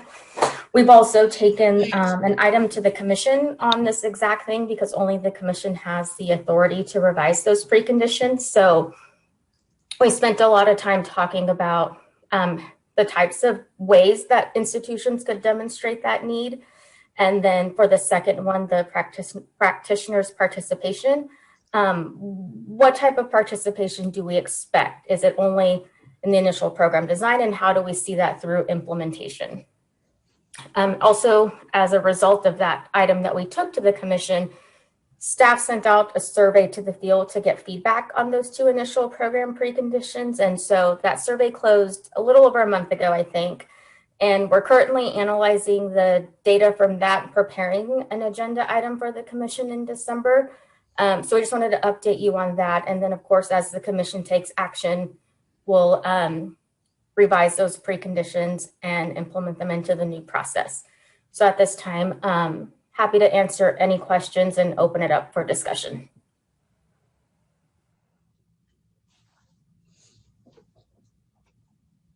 It's a lot of information. The links are great. Really appreciate it. I did, and I'm sorry, I had a distraction, but the last part here, you have staff is currently analyzing stakeholder feedback. I'm wondering if you have anything to share on that so far. Yeah, so we put out the survey on both of for feedback on the preconditions. Staff had proposed some draft language to the preconditions. So the demonstration of need precondition, we included some language about how or what the demonstration of need could look like. So we included that institutions have to provide data on the number of teachers serving on a less than full credential. So we know that that data is available on our accreditation, or excuse me, on our data dashboards. And so it's publicly accessible. And so we asked the field whether they thought things like that were sufficient. And overall, the feedback was positive and was in alignment with what we had suggested in the agenda item for revisions on that. I would say the precondition 1 for demonstration of need, we didn't have too many changes. So that was just really defining that we wanted to see the need in the service area, because we know that some program sponsors offer program preparations statewide. So we narrowed it down to their service area. On the second precondition for practitioners' participation in program design,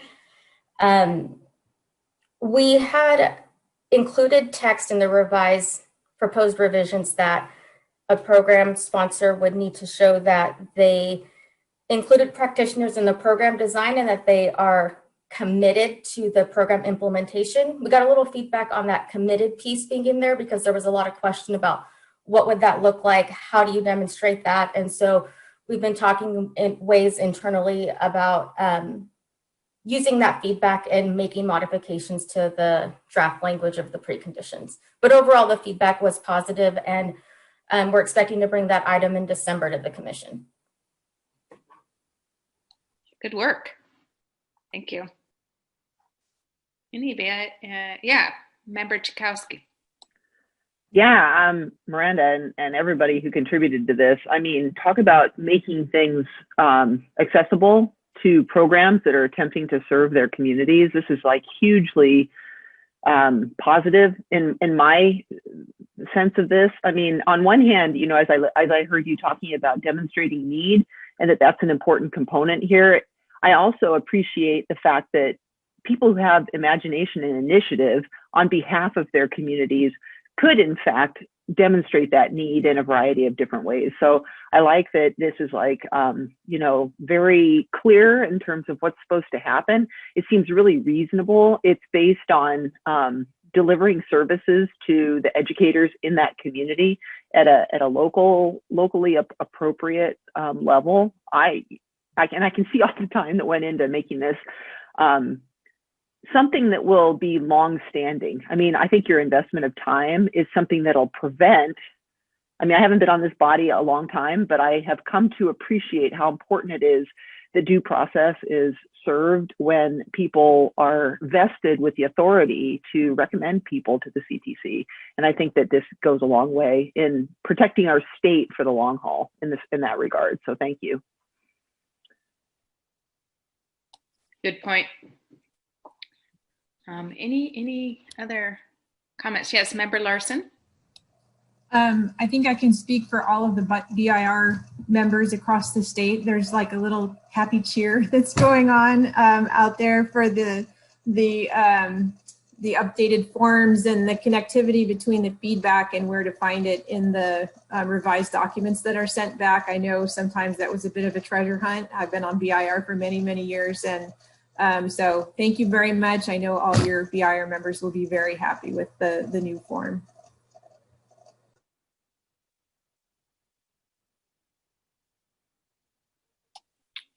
Okay. All right. Ms. Gutierrez, thank you so much. Appreciate your presentation. It's been well received and appreciated. Yes, big thumbs up from Member Taylor. All right. Let's move on then to item 20, which is the discussion of collaboration between educator preparation programs and the employers that hire their candidates. Been waiting for years for this item number. So.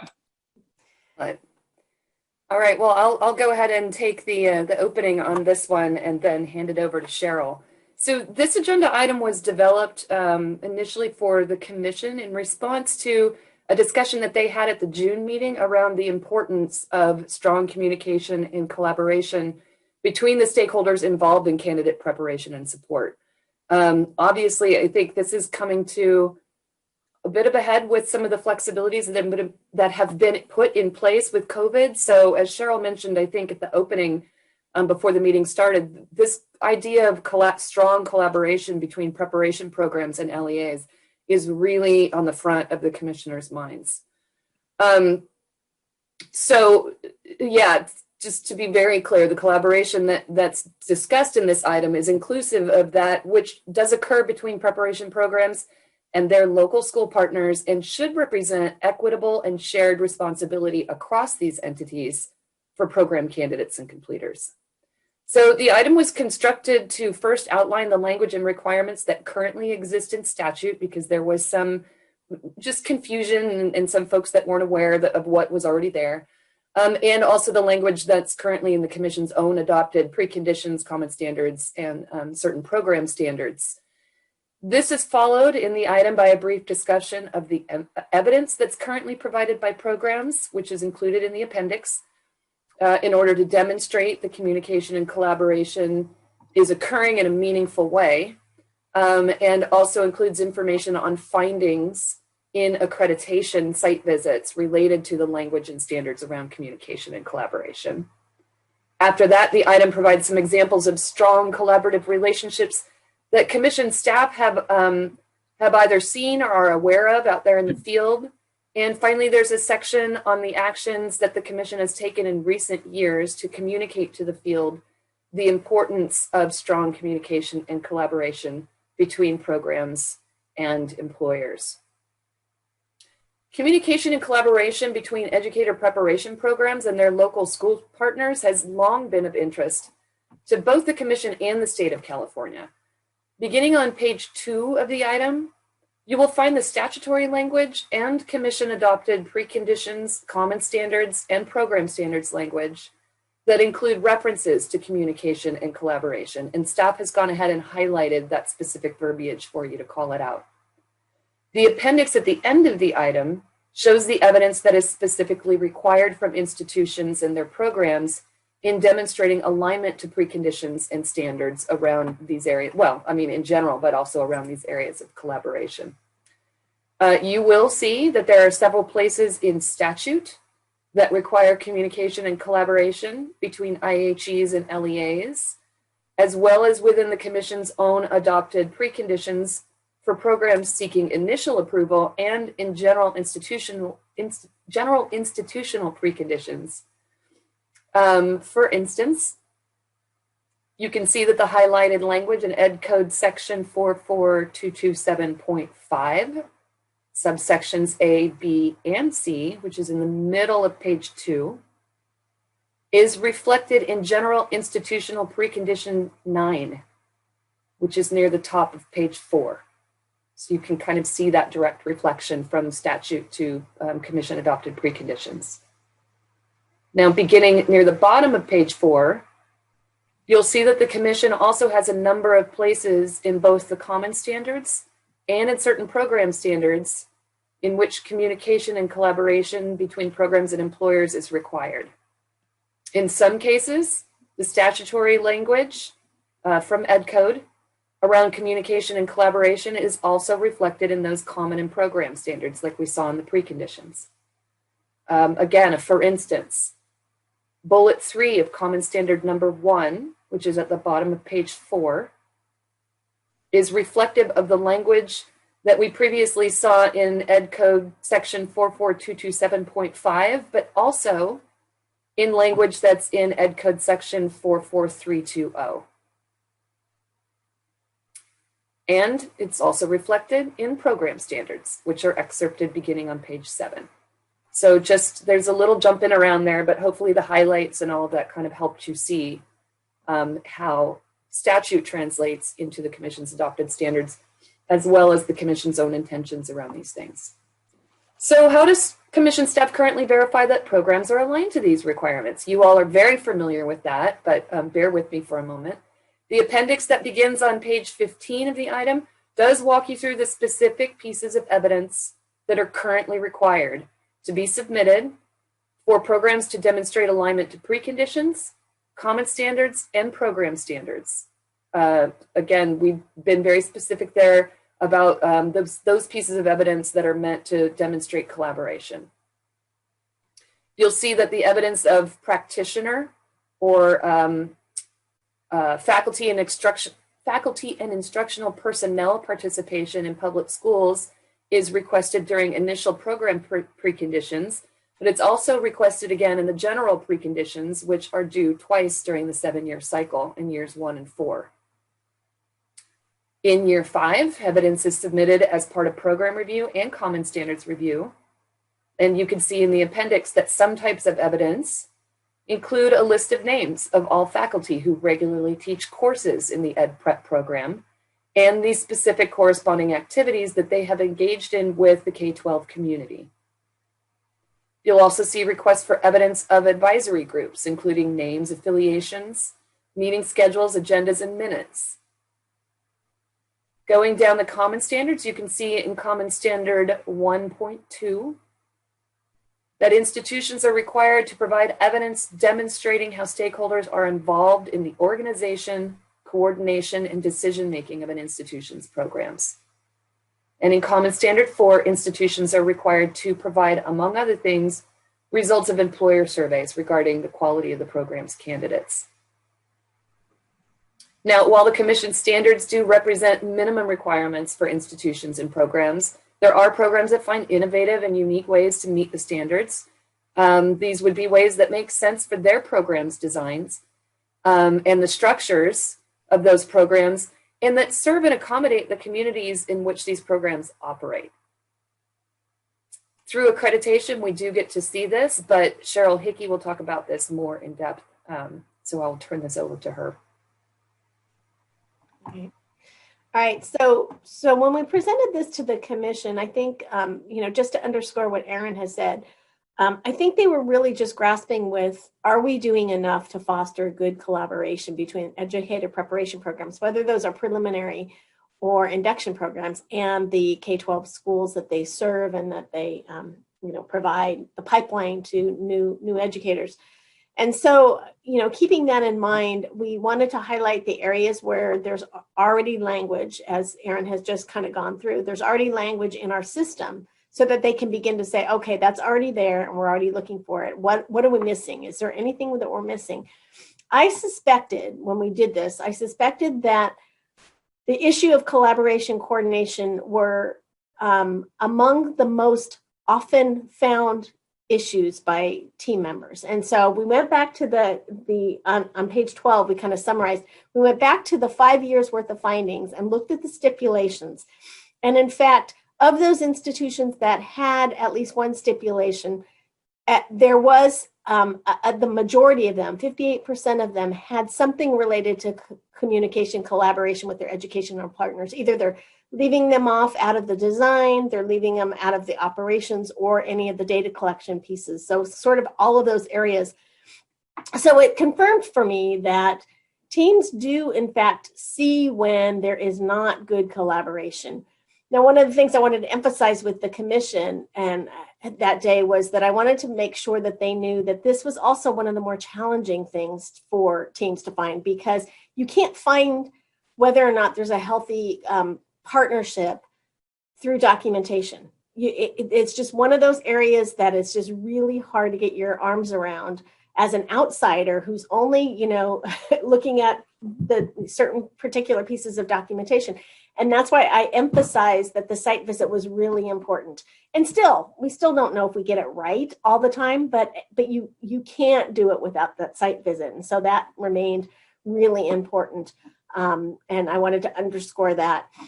They did want to see some examples. So we put in some examples here. We know that we're finding out that the residencies in particular have a very strong connection and collaboration. And there's going to be a December agenda item on the residencies. And so Kara Mendoza of our staff is going to bring that item to the Commission, and I'm sure we'll highlight some of those good partnerships. And we just talked about the variety of ways that we see those partnerships. It could be something very large, like LAUSD talking about how they, how their residencies have really helped with that communication, the sort of the ongoingness of things, to all sorts of just small initiatives that happen all over the place. And so it manifests itself in different ways.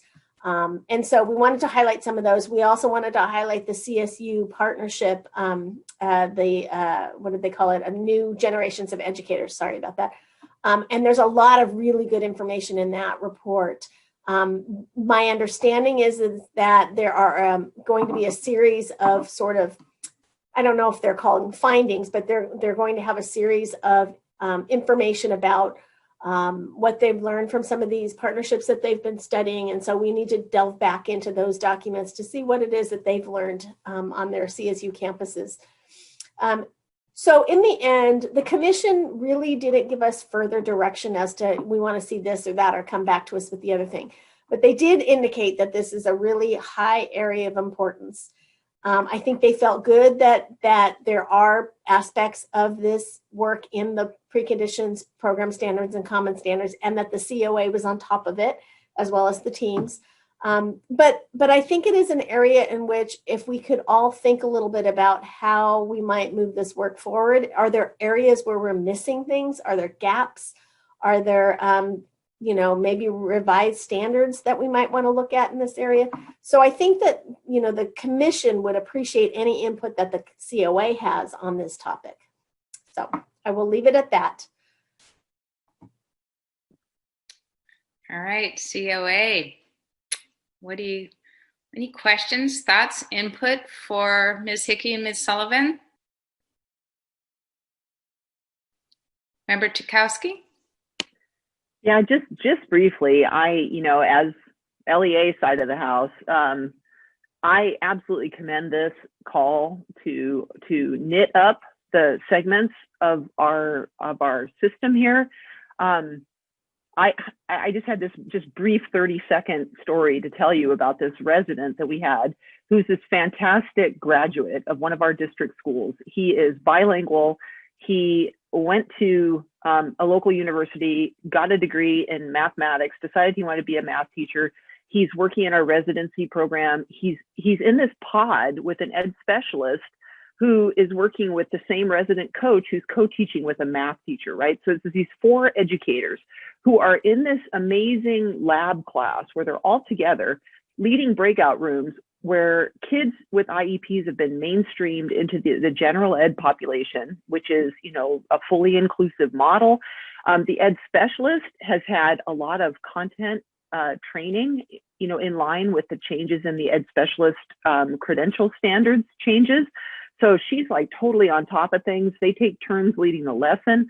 And the reason why I'm talking about this is because, despite COVID, these people are learning about student engagement. They're learning about growth mindset.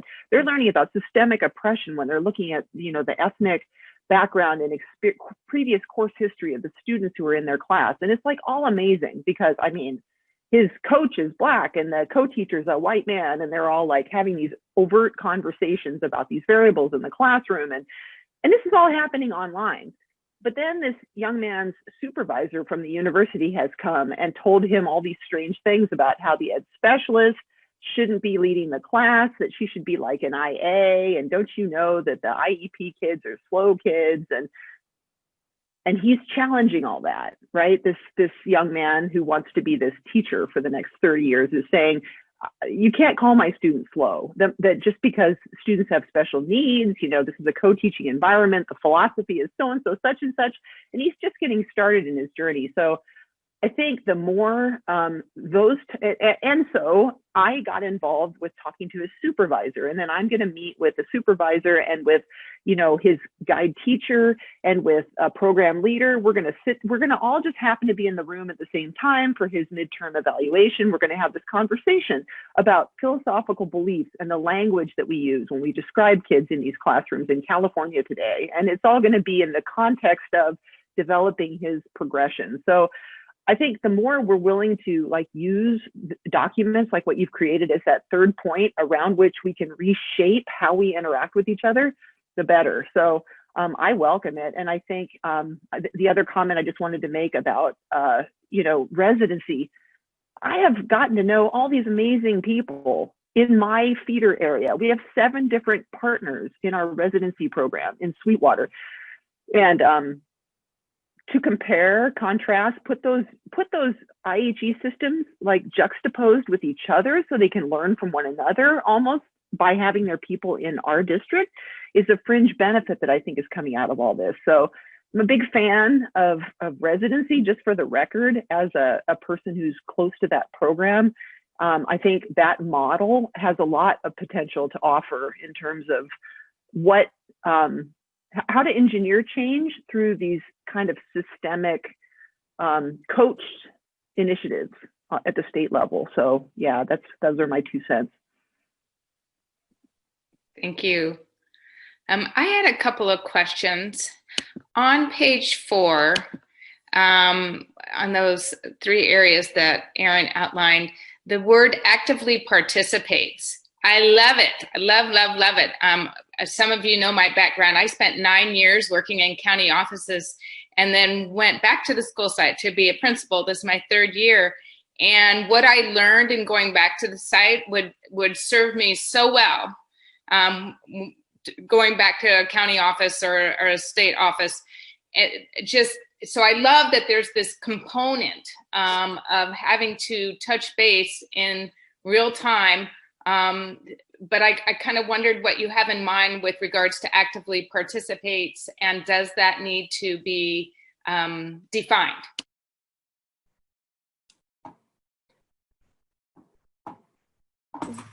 I can tell you what we've rejected, which is when we see that an institution uses their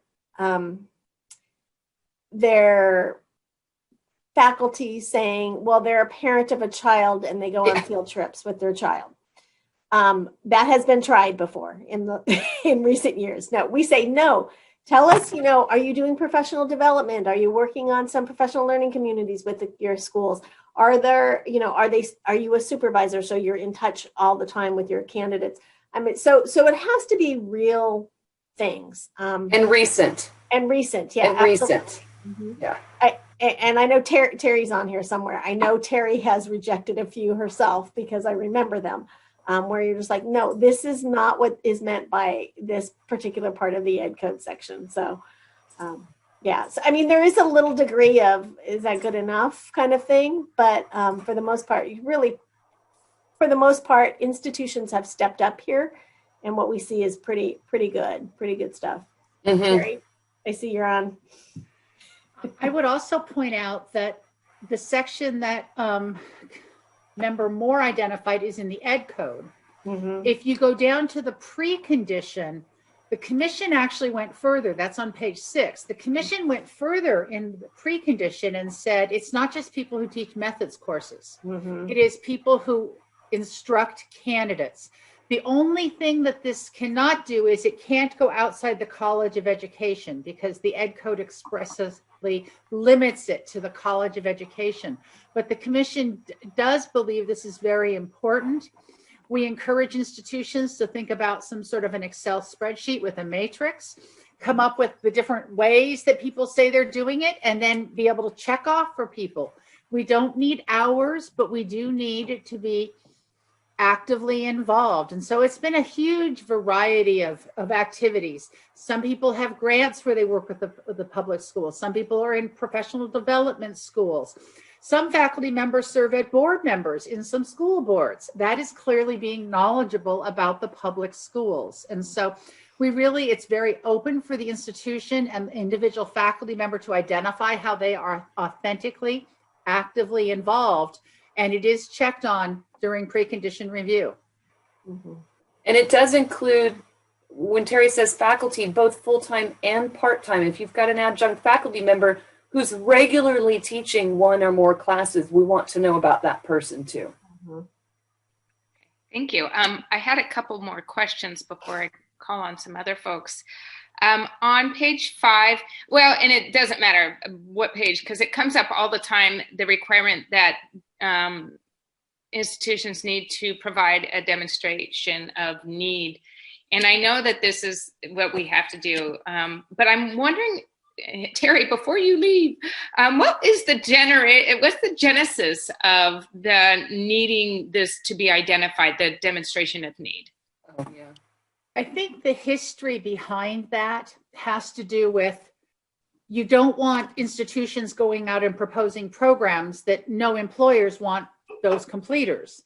But as Miranda talked about in the prior item on IPR and the modification of the IPR precondition, is that the demonstration of need has gotten fairly flimsy in some places. A single letter from a superintendent or an associate superintendent saying, if you have completers, we'll hire them probably.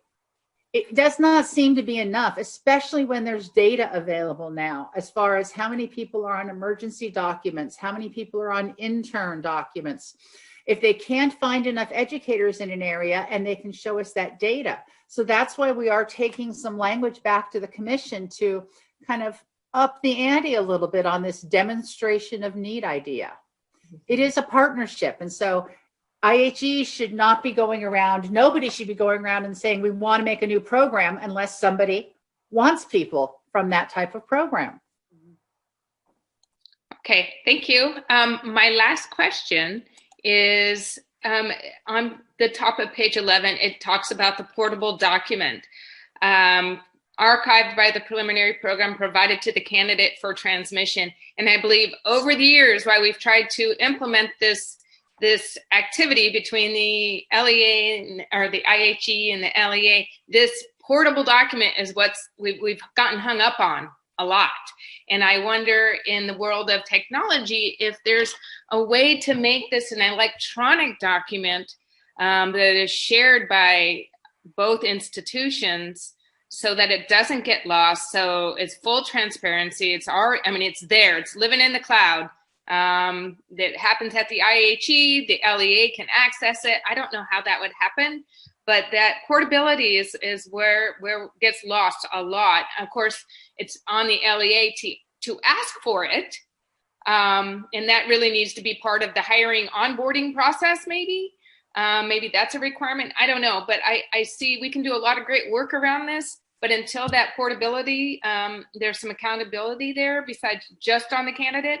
I think we're going to still run into some issues. So I wonder if there's any thoughts about circumventing that. Well, I think our understanding is that it belongs to the candidate. And so the candidate has to bring it with them. Either we could make it easier electronically, but we've spent a lot of time this year with programs emphasizing the importance of this document. The commission has been really taken aback by the fact that some institutions or some induction programs are saying they're still not getting them. I know Teri and all of the induction folks have been out there banging the drum on this one. And we have updated the program review process so that we're asking preliminary programs for copies of their template. So we've ramped up the accountability on it. I think it's beginning to turn the corner, but we don't know yet. I think we'll begin to see that. Anybody else want to add to that? No, I was interested in, recently hearing another side of this, because the document is deemed to be owned by the candidate, that in some cases the candidate themselves don't want to turn it over.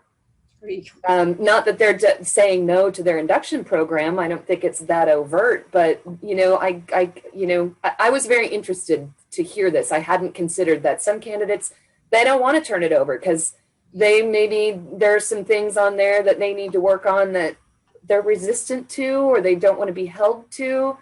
I'm sure those are rare instances, but those are places where we would have difficulty enforcing the document. I see Cheryl Forbes nodding. Yeah. Well, I was going to say from the IHE side, I like the idea that Member Moore mentioned, but we would have difficulty doing that because it's part of the student's academic record and it's protected by FERPA. So we don't share EdTPA scores. For example, or their EdTPAs, and I think this would be one of the same types of documents because it's part of their file. It's part of their academic record. So it would take, I'm not saying that's impossible to change, but we'd have to, that part would have to be changed as well. But I have not heard yet of candidates resisting, although it doesn't surprise me for the reasons that Erin described, that Ms. Sullivan described, in that, I think sometimes despite all of our efforts, the candidates are not necessarily seeing this as, that growth is continuous and desired and, normal. They're thinking that this is somehow a reflection that they're not going to be competitive with other candidates, other applicants. I saw a few other hands going up. Somebody else, Member Taylor, and then Member Larson. Thank you. So first of all, I think this is great. Quality educator preparation is the product of a strong partnership between whomever is in charge of that professional development of that new teacher and the school districts where they're doing their clinical practice. The benefits of the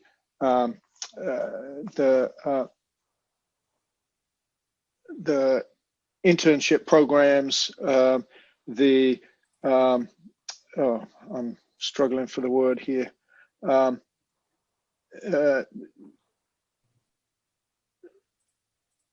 those benefits can come from a more traditional program if there's a strong partnership. You have to pay attention to the strength of that partnership.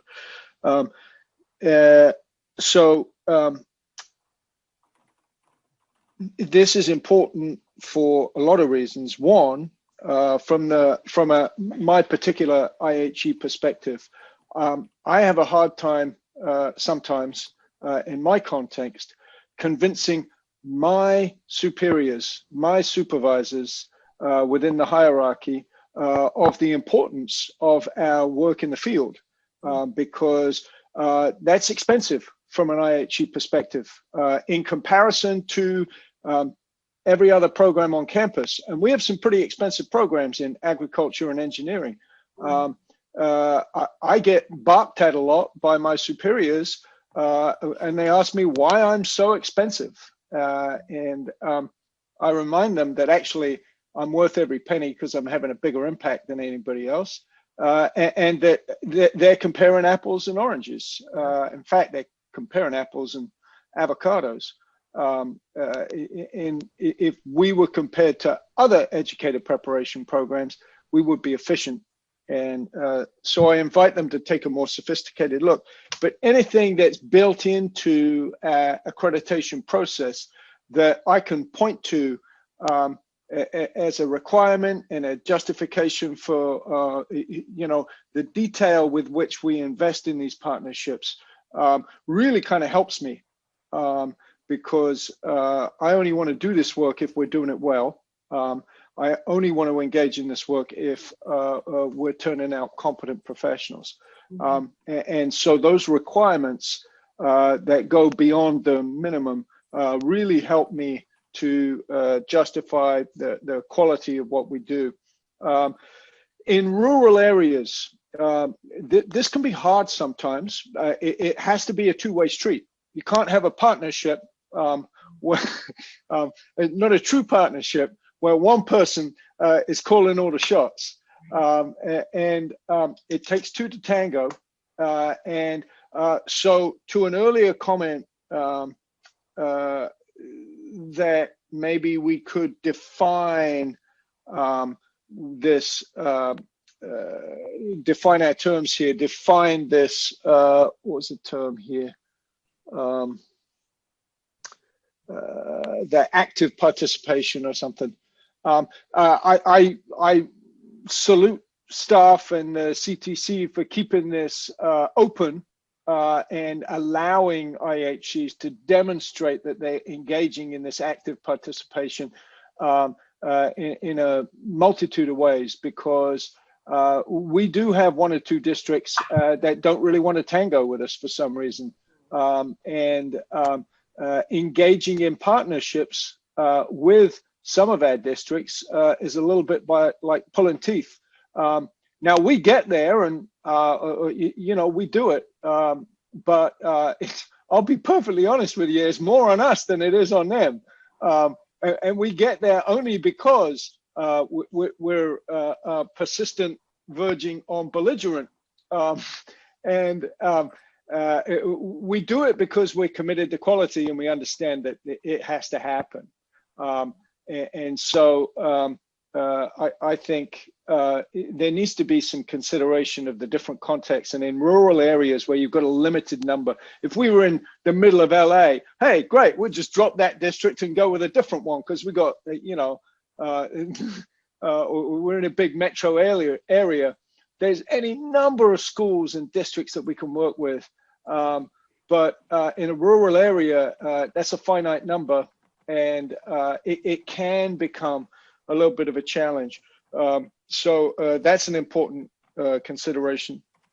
To the induction plans, the induction plans are even more critical now than in past because of all of the accommodations around COVID.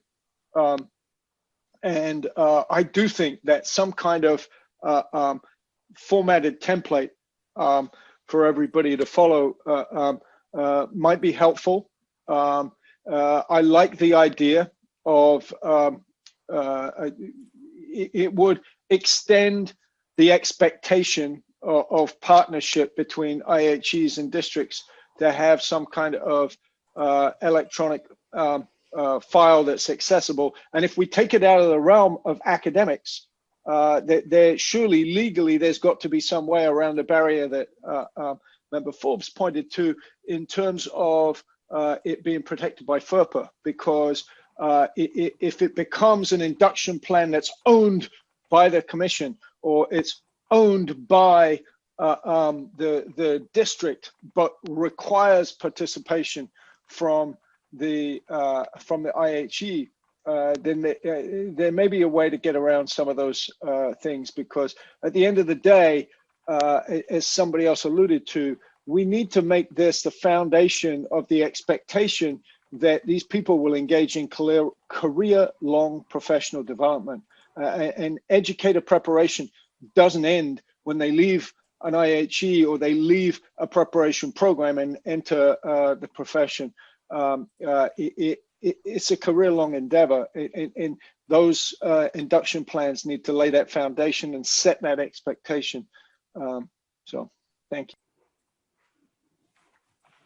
Right, Member Larson. Thank you, Member Taylor. I agree with Kevin. A lot of the points he made, I was going to make as well. And I think having some type of, online format for candidates to be able to fill out, we'd have more consistency with the information that's being shared from preliminary programs to induction. There would be a process in place for that to happen. For us, it takes place in an intern seminar. They fill out the form and submit it as an assignment. So that's part of their academic record. So again, there's issues with FERPA and how that information is shared. They do have to turn it in when they, for our students who are going through exit interviews yet, which are being phased out. So I think it's an important document, and if it was kind of lifted up to the level of this is something you have to submit in order to receive your preliminary credential, and it's going to be on the system, and then I think candidates might even take it a little bit more seriously, as with the folks who are working with them to fill this out, and see it as a plan for moving into induction, which right now it's kind of a checkbox. Oh, I filled out the form. I didn't, it was an assignment in a class. I got a grade on it. Great. And they don't really pay that much attention to it or spend as much time reflecting, which is what this document is supposed to be for. So I think there's some opportunity here to kind of heighten the importance of this plan. Great, thank you. Member Forbes? Well, I like those ideas very much, because one of the other issues that I would point to is we have very strong partnerships, including with the Sweetwater Union High School District, where Member Chakowski works. But a lot of our students in San Diego UC San Diego anyway, don't stay in San Diego County. So even if we had a joint agreement and that we shared that document, they might be going back to the Bay Area or to Fresno or some other part of the state to actually be employed. So I think, by having some role of the commission and collecting this as part of the credential application process, might be a potential way that could be portable to multiple locations, not only the local partnerships. Thank you. Let us take this idea back and have a conversation with leadership. It might need an ed code change. I think it would definitely need regulatory action. So let's see what we can find out. Thank you. All right. Any other last comments before we move on to our, yes, Mr. Taylor, Member Taylor, sorry. No worries. Just to Teri, as you take that forward, remember that piece about potential FERPA violations and addressing that in a way that IHEs are free to put everything in there, warts and all, the good bits and the bad bits, because it's not really about academics, it's about professional preparation. Good point. Anything else on this item? I guess I will add the one more thing, because I think Cheryl and Erin and all the staff get tired of hearing me say it. I think what I'm always looking for is a true partnership where both sides of the partnership have both authority and responsibility. It's not a one-way partnership where we've seen some of these where the IAG does everything and then says to the LEAs, here's what we've done. Isn't it really nice? We've seen that sometimes on a visit. It is actually where they work together well. I was lucky enough to be able to join the Cal Council SIG for the California Association for School and University Partnerships. And I saw K-12 teachers and K-12 school administrators as invested in their partner preparation program as the IHE faculty. And they were saying wonderful things like, I wouldn't have made it this year without my student teacher. I'm so glad I have my student teacher, rather than some places where they're having trouble getting student teachers into the schools. So the more authentic these partnerships are, I think the more value both sides will see to them and the more stronger they will get. So it's kind of like a cycle. We just have to get it going the right way. Yep, thank you for those final words. All right, I think we can call it quits on this item. Thank you, Ms. Sullivan, Ms. Hickey, and Ms. Clark, even though you're listed, your comments were definitely part of this conversation and everybody's input on this important piece that we've been working on for so long. That will take us to item 21. Director Teri Clark will introduce this item. There is a correction needed on this item. The posted agenda shows this item as an action item. There is no action. We mentioned that earlier. It's for information only. Ms. Clark, will you begin, please? Oh, so much has happened since March of this past year. This item is trying to give kind of a one-stop comprehensive review.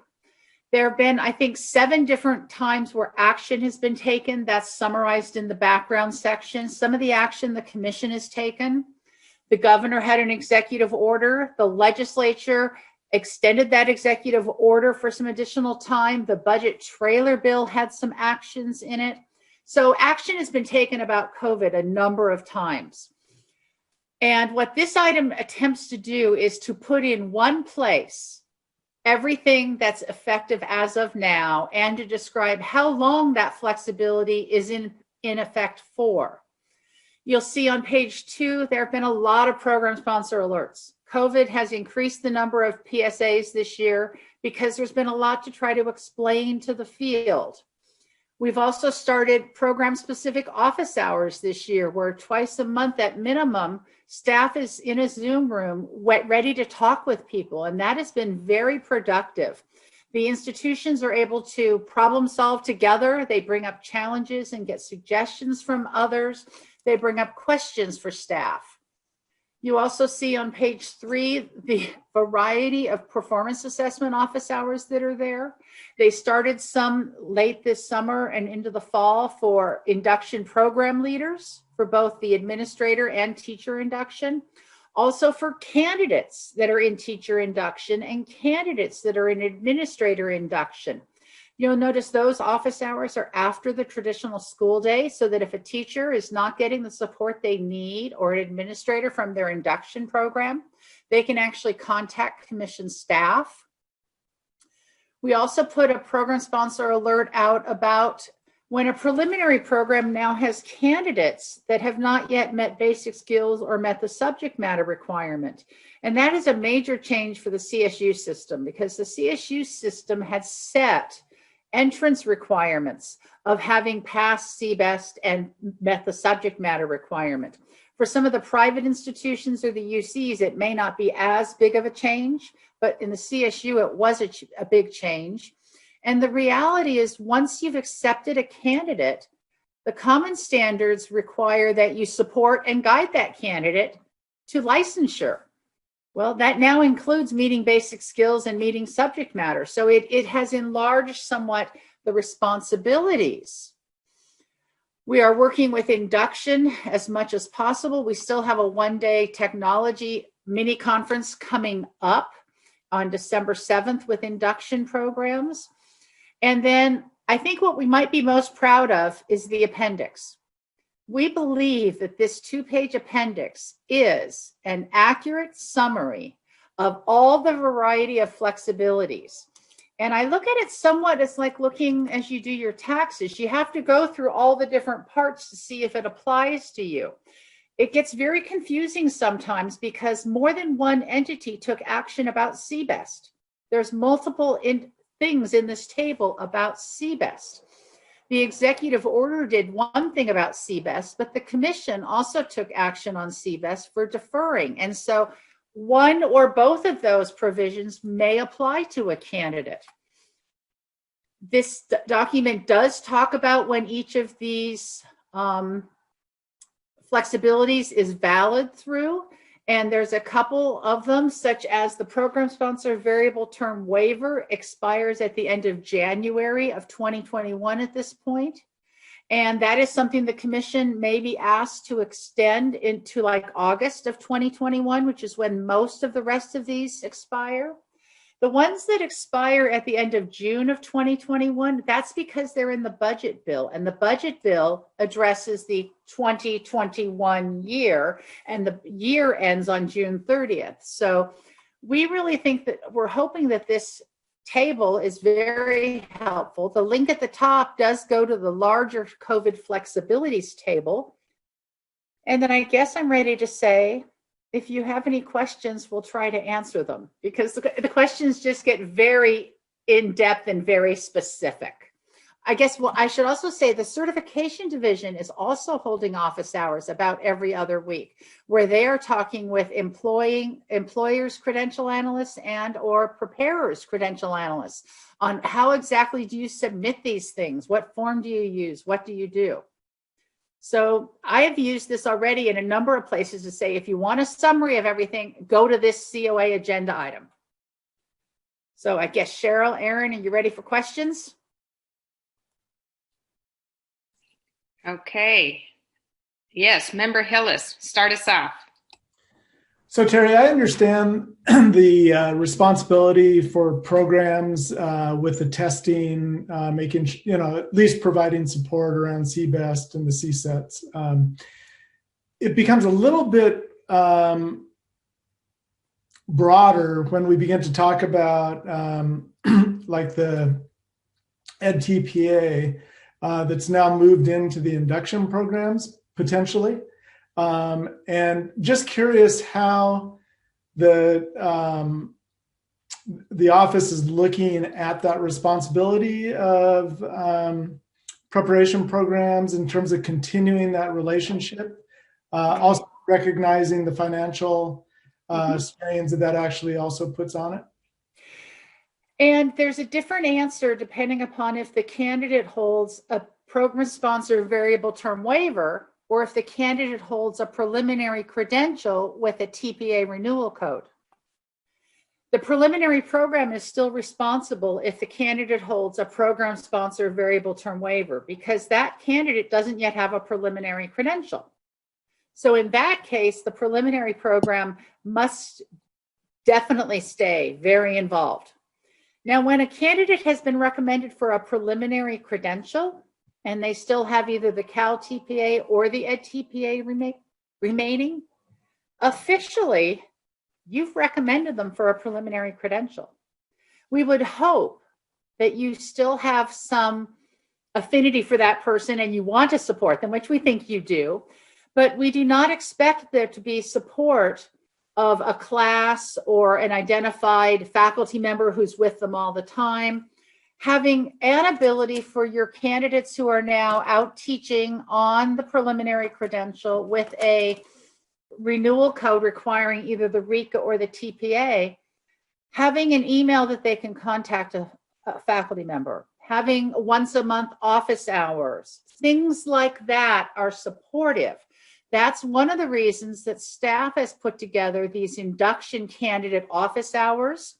And for EdTPA is also doing a coordinator call the first Thursday of every month, and induction coordinators and directors are invited to join those calls so that they understand more about supporting the candidate. So it really depends which type of candidate you're talking about. We understand that financially the candidate doesn't want to have to register for courses. You don't want to have to charge the candidate. So it's what can we all pull together and do as part of the educator preparation community in California? Great. Does that make sense? Yeah. Member Taylor had his hand up. I'd like to thank Teri and everybody that was responsible for putting this together. It is indeed very useful. I'm not sure whether I'm supposed to have shared it very widely, but I shared it not very widely and said, don't share this with anybody, but use it because it's really good. And I can also speak to the impact and profound value of those office hours. I know of people, not just at my institution, that have used them. And as Teri said, the questions around this stuff, because we're all living in this crazy new world, right, where nobody really knows what's going on. It's so hard sometimes. And the questions, because of our unique context in these profoundly different programs we're in, they do come down to really crazy levels of complexity. And when you're struggling to support a particular candidate in a particular situation, there's nothing better than knowing that, oh, well, I can get you an answer on Tuesday morning because there's one of them CTC office hours and I'm going to go get an answer, for goodness sakes. So I'd just like to say thank you on behalf of my IHE colleagues and, just reiterate and double down on the thanks to everyone involved in putting this document together. Teri is right on the money when she says she thinks it's very valuable. It is indeed. I know it is very valuable. Thank you. Awesome. Thank you for your comments. Agreed. Member Tukowski. Yeah, that table at the end is like awesome. It's, again, kind of like bootleg, shh, don't say, but I saw this thing. It's kind of like that MOU that I thought we might actually see, and I'm sorry I had to step away for a couple minutes, so maybe we talked about it, but that one that explicitly called for collaboration between LEAs and IHEs with like support for pre-service teachers, like that letter, that thing. I've shared that with a bunch of people too, including members of, like a clinical practice advisory teams that I'm on. And there are a lot of like principals and superintendents who haven't seen that thing. So maybe at the IHE level, maybe people are a little more hip to these flexibilities, but I don't know if there's, I don't know how widely published this useful information is beyond like leaders of induction programs. I've seen it because it came to me, but I'm thinking, I've gotten, questions from principals and other leaders of LEAs who, I was going to say, what? You were taught that, like you got that, it was in your inbox. How come you don't know? But is there a way that we can somehow, or maybe I could just ask, like, who's the recipient of this useful stuff beyond PSD and program leaders? There you go. So I think you're now talking about maybe the letter signed by the three organizations, by President of the State Board, Linda Darling-Hammond, by Superintendent Tony Thurman, and by Chair of the Commission, Tina Sloan. And that was noticed in the PSDE news. It was noticed in the CTC news. It was sent out through the CDE's listserv to all superintendents in the state, but everybody gets a lot of email. They really get a lot of email these days. And so in a conversation last week at the Cal Council conference, I actually said, you may have to actually put your mask on, take a hard copy of the letter and take it to the district office of the partner you want to work with. So it's a public letter. This agenda item is public. You can share this with whomever you would want. It is absolutely public. Copy it, print it, forward it. No one person did this item at all on their own. It took so many of us trying to read it, trying to make sure the table was accurate. In fact, it had to get reposted once to make sure it was accurate. Share the information far and wide because we only have so many ways to outreach. So please share. Yeah, I want to back that up. Anytime we have an agenda item that's published for our meeting and you think it might be helpful for anybody in your community, share away. It's a public document and it can go anywhere. It's not hiding in our agenda. So yeah, Member Forbes. Well, I also wanted to express appreciation for all the work that's been going on since last March to keep us informed in the field, and that we can help use to keep, in the case of the IHEs, our teacher candidates informed. In fact, for the first time, I can say that I hold a town hall with our students. I have various types of communication devices with them. I text them. We have a news blast. We have a website. It's like multiple communication. And whenever I say that, oh, there's something new from the CTC, they really start listening. And this is this is a little bit of a shift in the way that they viewed the CTC in the past. It was more like you write your check to get your credential at the end. I don't think they really understood or paid as much attention to the type of work that really happens at the commission for promoting equity and promoting educator quality and the kinds of things that really go into these regulations are really all about as they affect their lives. And so the other part of what I wanted to appreciate was how much this topic, I think, relates to the previous topic of partnerships, because it's really been through those partnership communications that we've learned about some of the ways that we can better support our candidates now, because we know more of what's happening to them in induction and vice versa, right? Whether they had the PSVTW or not, we're still providing support for those preliminary credential folks that are in the induction program and taking the TPA. I mean, within the resources that we have available, right? And sometimes it's more just a conversation with a mentor, the induction mentor. It's not so much that we're providing a class or, any kind of dedicated support. It's those relationships that fortunately were already there in many cases that are promoting that kind of conversation, that now I think our challenge is to take this and make it more systematic. It came out of this really awful situation, but I think the positive side of it will be I've already learned a lot more ways, I think, to strategically and systematically reach out to our partners. So thank you for this topic and all that you've done, all of you in the staff. Yeah, well said. I just want to add that, this isn't done. Right. I mean, we have a year ahead of COVID still probably we know CSUs are not going back in the spring. So, we are at the point where some of these actions we took because we had to take come with potential issues and problems that we need to face this year and next year and beyond. And among them is, if candidates aren't able to go back in the classroom, what happens then? What does that mean for clinical practice moving on forward? And what does that mean with their So I hate to say it, but this is, we're probably midway through. I wouldn't say we just started, but we're midway through. We're not done yet. And so our collective thinking needs to continue to happen. One of the best things Teri did this past summer was to bring together a small group of program directors or leaders together to kind of what's happening in your district, what's happening here, what can we think about? And that's where a lot of these came from over time. So I think we need to continue that as we try to continue to face the challenges that are presented here, so. I want to echo that. If you're concerned about some of these provisions or that they're expiring or that you think they need to be included, please contact us and share your information.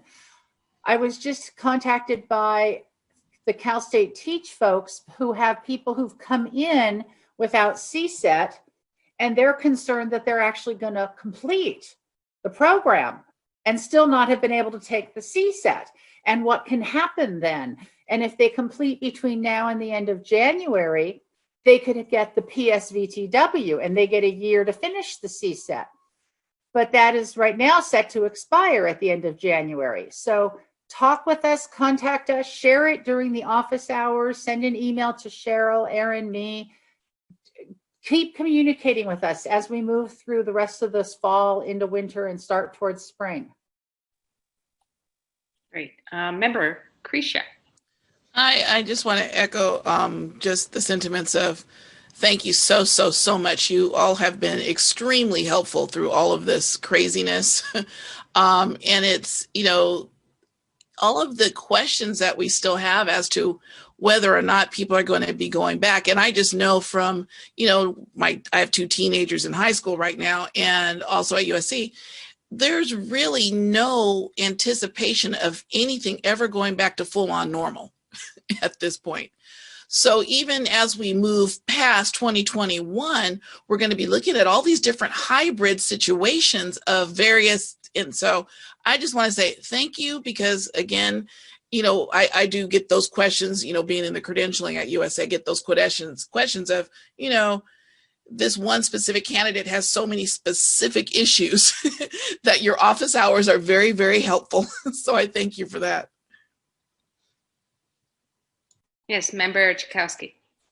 Yeah, just one final comment that was triggered by what people just recently said. I mean, that the previous agenda item about partnerships is inextricably bound to this one. Obviously, this is the outcome of, or the whole impetus for collaborating right now in COVID. But I would just say, also thinking about program exemplars, like now we have a chance to really think, okay, what does effective partnership look like? What are the virtual or online communication or messaging strategies that engender productive collaboration? And then I would just also ask us to think, like, to what end? Like, are we collaborating with the goal of implementing program standards? Okay. Are we collaborating with the goal of building teacher quality? That could be why we're doing this.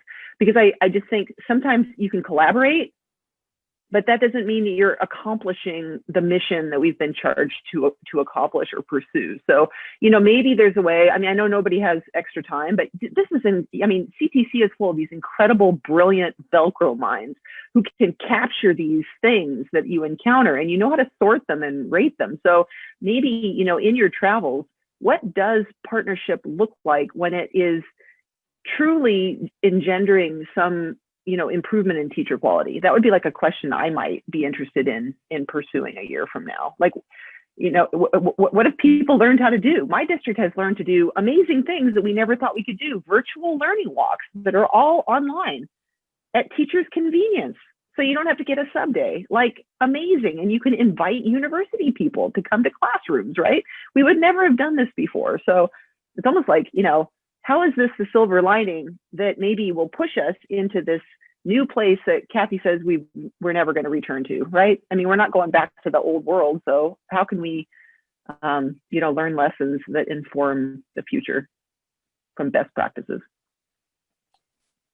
It's a requirement to work at the CTCs that you have to have a Velcro mind. That will forever stick in my head. Because we know we're losing one of our biggest Velcro minds with Miss Clark's retirement. I was thinking of Teri when I said that. I'm like, her brain is like one big giant Velcro fold that just never lets go of anything. Kind of amazing. It's pretty amazing. Yep. Ms. Clark, did you want to? Yeah, I did want to give you a heads up, something we're just starting to talk about. Executive Director Mary Sandy has had some conversations with the ex officios, with Andrew Wall from the privates, Marquita Grenache-Shire from the CSU, Anne-Marie Francois from the UC system, and our chair, Tina Sloan.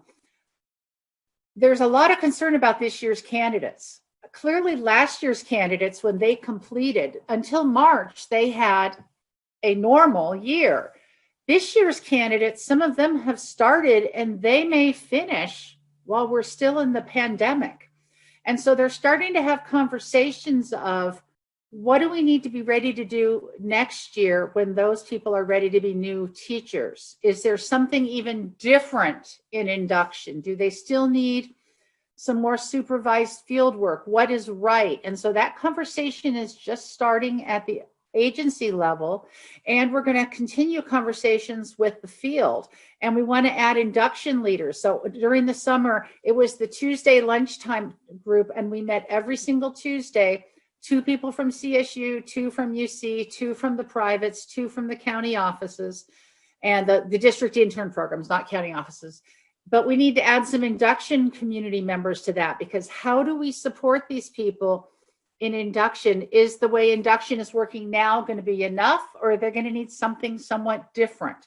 So just, you know, it's not over till it's over, and it's not over yet. Yeah, I can see a lot of those teachers needing some support with classroom management, ingress and egress. Well, it's a lot to think about. All right. Any other comments or compliments or questions? All right, well, that brings us, we're skipping 22 because there's nothing to report on that. That brings us almost to the end of our meeting, when I will say, does any member of the public, thank you again, sorry. Thank you, Ms. Clark, for that item. Does any member of the public have anything they wish to say? Please raise your hand in the chat feature, and we will wait a moment to see if we have anyone indicating they wish to speak. A reminder to keep your comments to 2 minutes.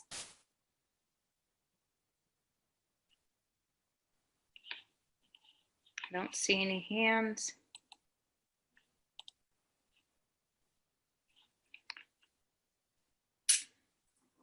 All right, so I don't need to say thank you for the comments because there were no comments.